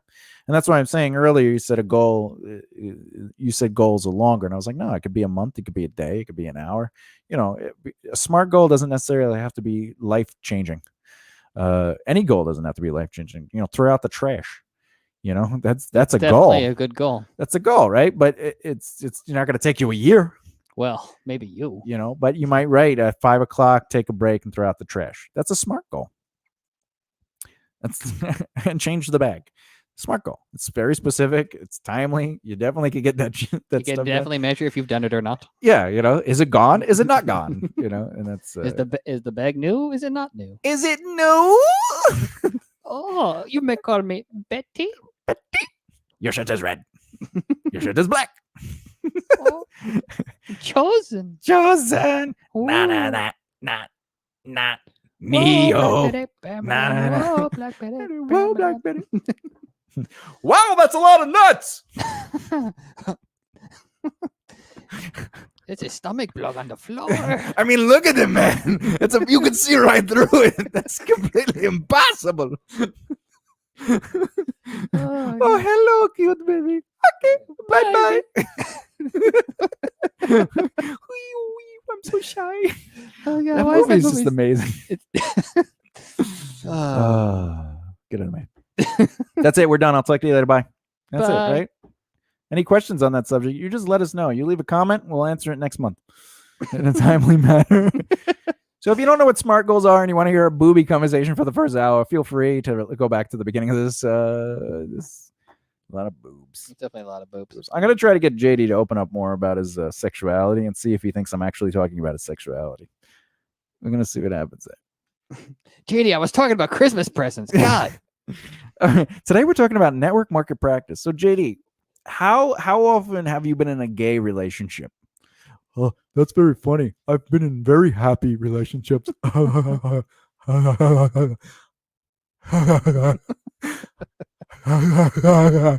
Happy is another word for homosexual. Anyway, those relationships that you built with those gay people led to other opportunities. See, if you take away gay, it's still a relationship. I'm still having a gay happy. How many times? Can you think of other jokes when I say gay? Like if I say, something gay, blah, blah, blah. That's not the word happy or delightful or, elated. Whimsical? Wait, I don't know if that. I don't think you know the definition. Then no. What about like light on your feet, like a pixie?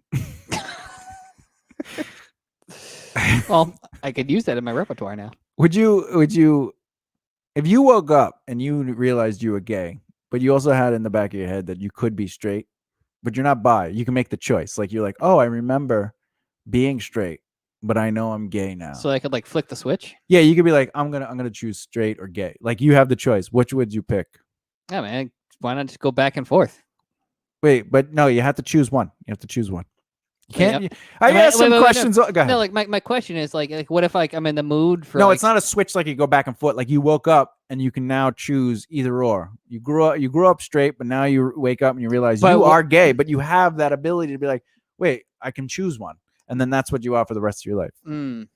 So which one do you segregate the entire culture of humanity against? I mean, which one do you pick? I don't know. I mean, I can go with like what I've already known my entire life. Yeah. Or I could be like, oh, let me try something that I've never tried before. Good. Now, which one would you pick? I'm processing. Oh, all right. I'm doing the thinking right now. Just don't do the JD God move where you're like, well, none of this exists. When I ask him questions, sometimes I'll be like, all right, a demon wakes you up and is about to kill you. What are you doing? He's like, holy water. Demons aren't real. No, my thing I would be like, oh, I would just take the holy water. But what holy water? Exactly. Or he's like, I'll use my knife. What knife? This knife. Well, you can't kill demons. Is it blessed? Yes. How? When? No, anyway. So which one do you pick? How funny would it be if I actually got my knife blessed by a rabbi? But anyway, I don't know. Like I really like boobies, so I might just stick with what I know with gay men get to play with boobies. That is true. So go ahead. You're gonna choose. So you would choose. You would stay the route of homosexuality. Yeah, because I can play with more boobies. So but you would also be like, you'd be like helicoptering other people. Listen, everyone loves boobies. Yeah, and it doesn't necessarily just need to be like a sexual matter. People are just like boobies are just so comforting. So you'd be okay at that point being gay or homosexual, because you get to play with boobies. But at the same time, now you'd be going after the trans because they would some have the penis still. So you'll be able to get the penis in your new and the boobies. So it's a win-win. So how do you sit on that? I mean, do you sit facing away? Do you sit facing? Because I know you don't want to be pegged, so we're trying to figure out. Well, in that case, it would just depend on my mood at the moment how I would sit. So for another man, you would, because it would be pleasing to you because now you're gay, you would take it in the butt. But for a girl, it took 30 minutes for me to get you to say, well, I would try it once. That's messed up. You hear that, ladies? Selfish man over here. It's the JD show. He just wants his pleasure. Who cares about the other men's pleasure? So that's crazy. Now, why would you just allow it, depending on your mood, to go butt stuff? What about the poop? What about all your? What's going on here? You can't just. All right. So we learned a lot about JD today. Yeah. We learned he's good with lighting. You can't even see your eyes. I don't need eyes. Your eyes don't even work. They're gone. All right, Daredevil. Oh, see, you do look like. Look, I can't. You can't see anything. No, no. Daredevil, Take it off I'm and blind. look. No, it's gone. It's Daredevil. It's Daredevil. You do look like Daredevil, though, except with your beard. Listen, I'm Snow Daredevil. Would you ever fake being blind to walk around into like an all girls gym and be like, "Oh, sorry," and grab the boobies? I mean, not anymore.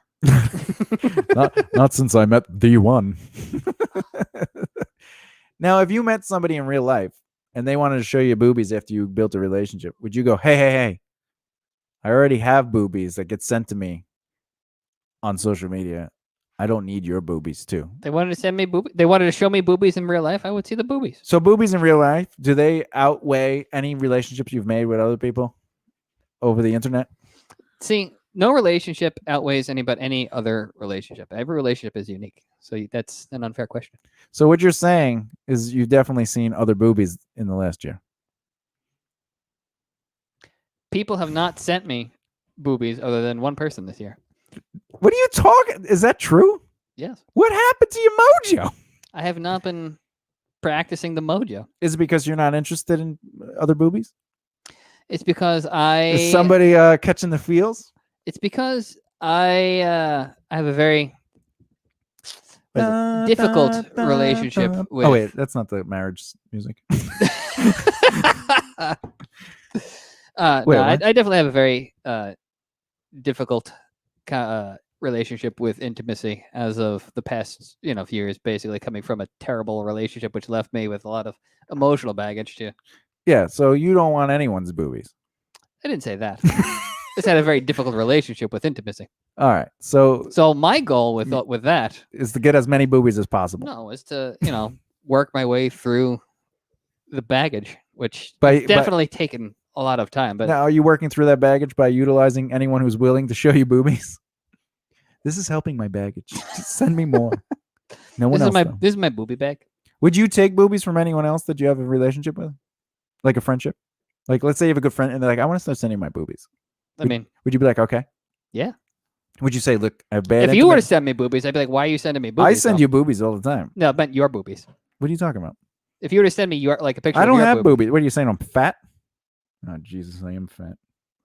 Listen, My men arms and women are huge though. Look how big my arms are. Men and women have boobies. It's because I used to work out, ladies. He did. I used to be very big. Like I wanted the growth. I wanted to be like, because I was always skinny like you, and I was like, fuck this. Women aren't gonna touch me. And I started getting bigger, and then they started touching. They were like, "You're ugly though." And I was like, "Son of a bitch." So then I grew a beard, and they're like, "Ooh, you're attractive." And I was like, "Really?" And they're like, "Oh, but you're an idiot." And then wait, what? Yeah, they thought I was an idiot or too funny. Actually, you know what my thing is with women? They always like, you know what I really like about you that's really attractive? I like that you're outgoing, that you talk to people, you're the life of the party, you're smart. And then like a year later they go, you know what I can't stand about you? You're the life of the party, you're outgoing, you're smart, people like you. And I go, I don't none of that has to do with me. That's all. That sounds like you issues. Because the way I make you feel, especially if you like the things I do and then you don't like the things I do, that's on you. That you have to worry about. Yeah, because that's initially what attracted them to you to begin with. You got to work on that as a person. But me, I don't have, I just have to be me. As long as I'm not hurting people physically, I think I can do anything I want. Or going out of your way to emotionally abuse somebody. Well, I think that has to do with hurting. Isn't that hurting? Well, you said physically. Yeah, I think that's physical. It does hurt. The physical toll it takes on you to be abused by someone is that is a good point. Quite aggressive. Yeah. Imagine waking up and going, you know what I'm going to do today? I'm going to abuse this son of a bitch. I don't know why, but the spoons are going to be an issue today. How am I going to do it? Let's see. I know what I'll do. I'll call him over. I'll have him open up the drawer. And then I'll say, hey, do you notice anything different about this drawer? And I'll go, no. And I go, the big spoons and the little spoons are reversed. I go, okay. You did it on purpose to aggravate me because I like the little spoons and you like the big spoons. All right, well, I'm going to go back in the room, take a nap.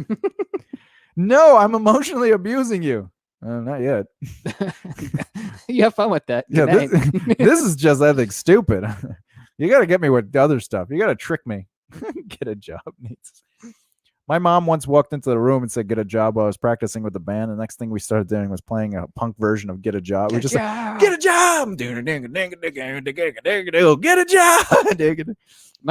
My favorite story that you tell is like when your parents went over to the theater for the first time, like when it was done, and your mom's like, how do you make money? And you're like, people pay to be here? Yeah, see those chairs? They get paid.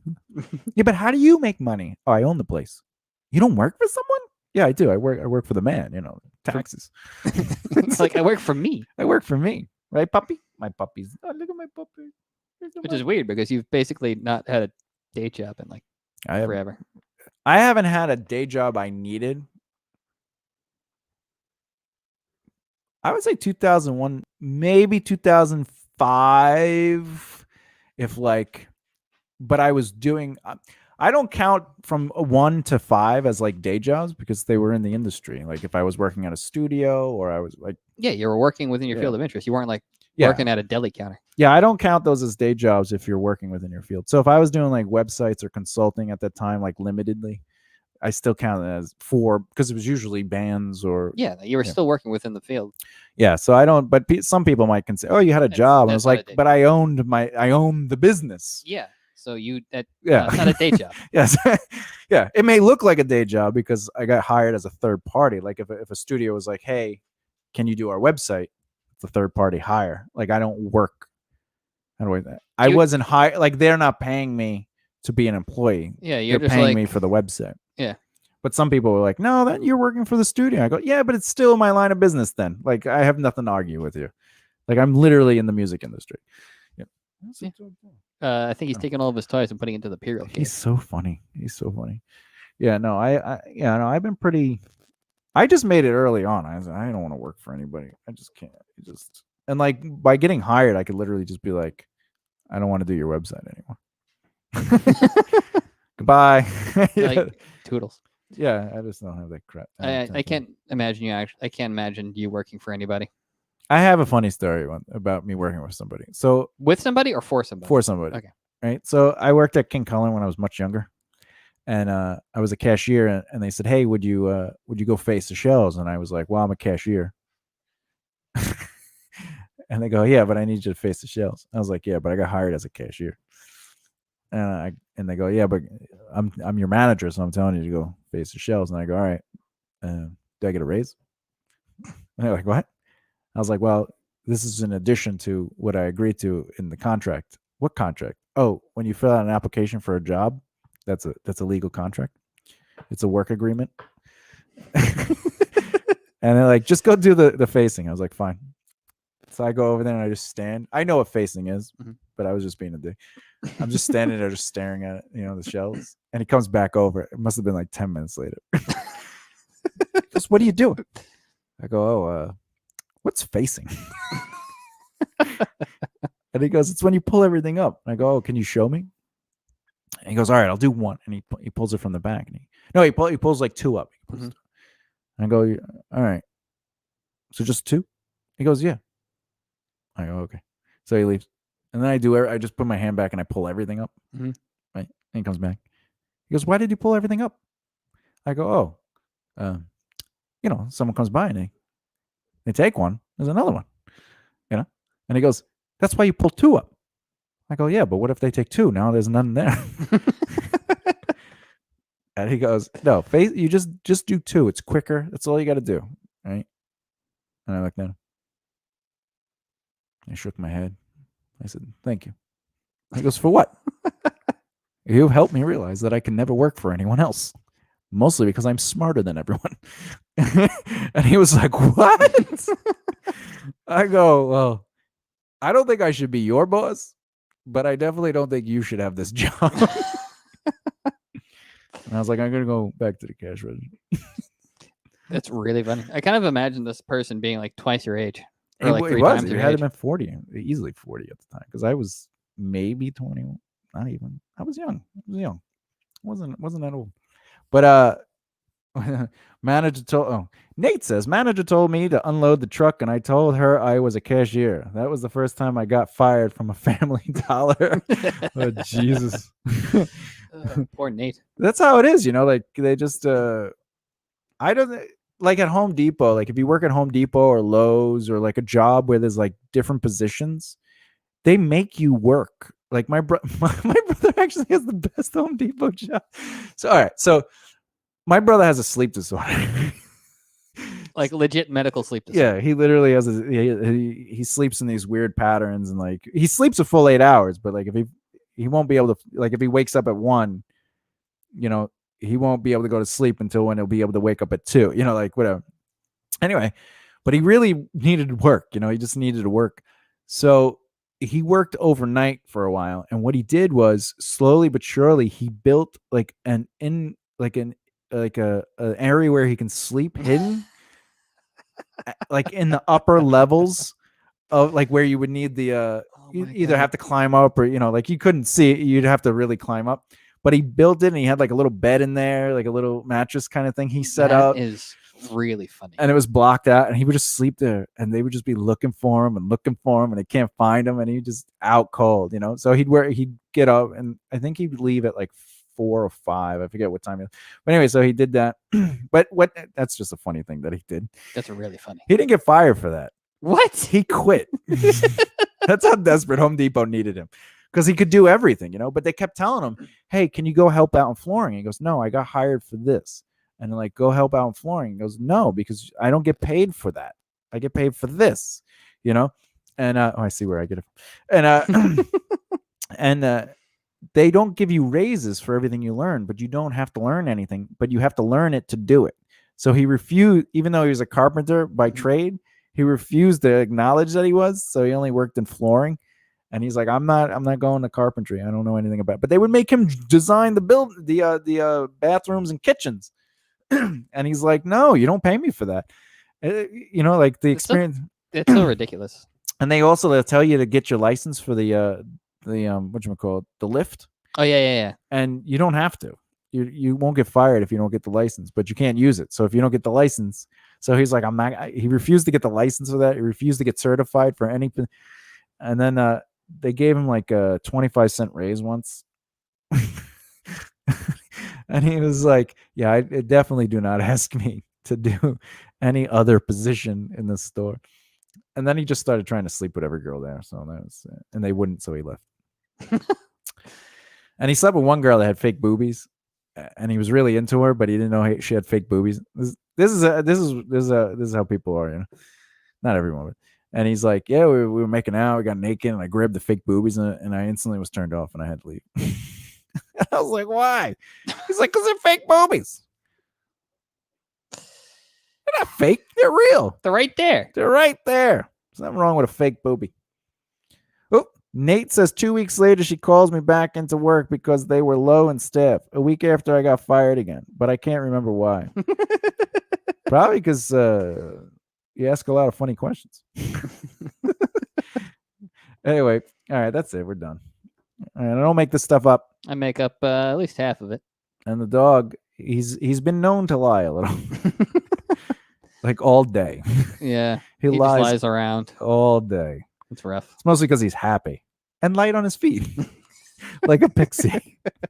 All right. All right, bye. New plan for OnlyFans for Perial. My God. Get him pixie wings. Oh, yeah. Onlyfans.com/Perial.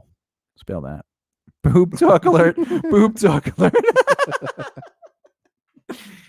It was the breast conversation. All right. I'll see you later. Bye.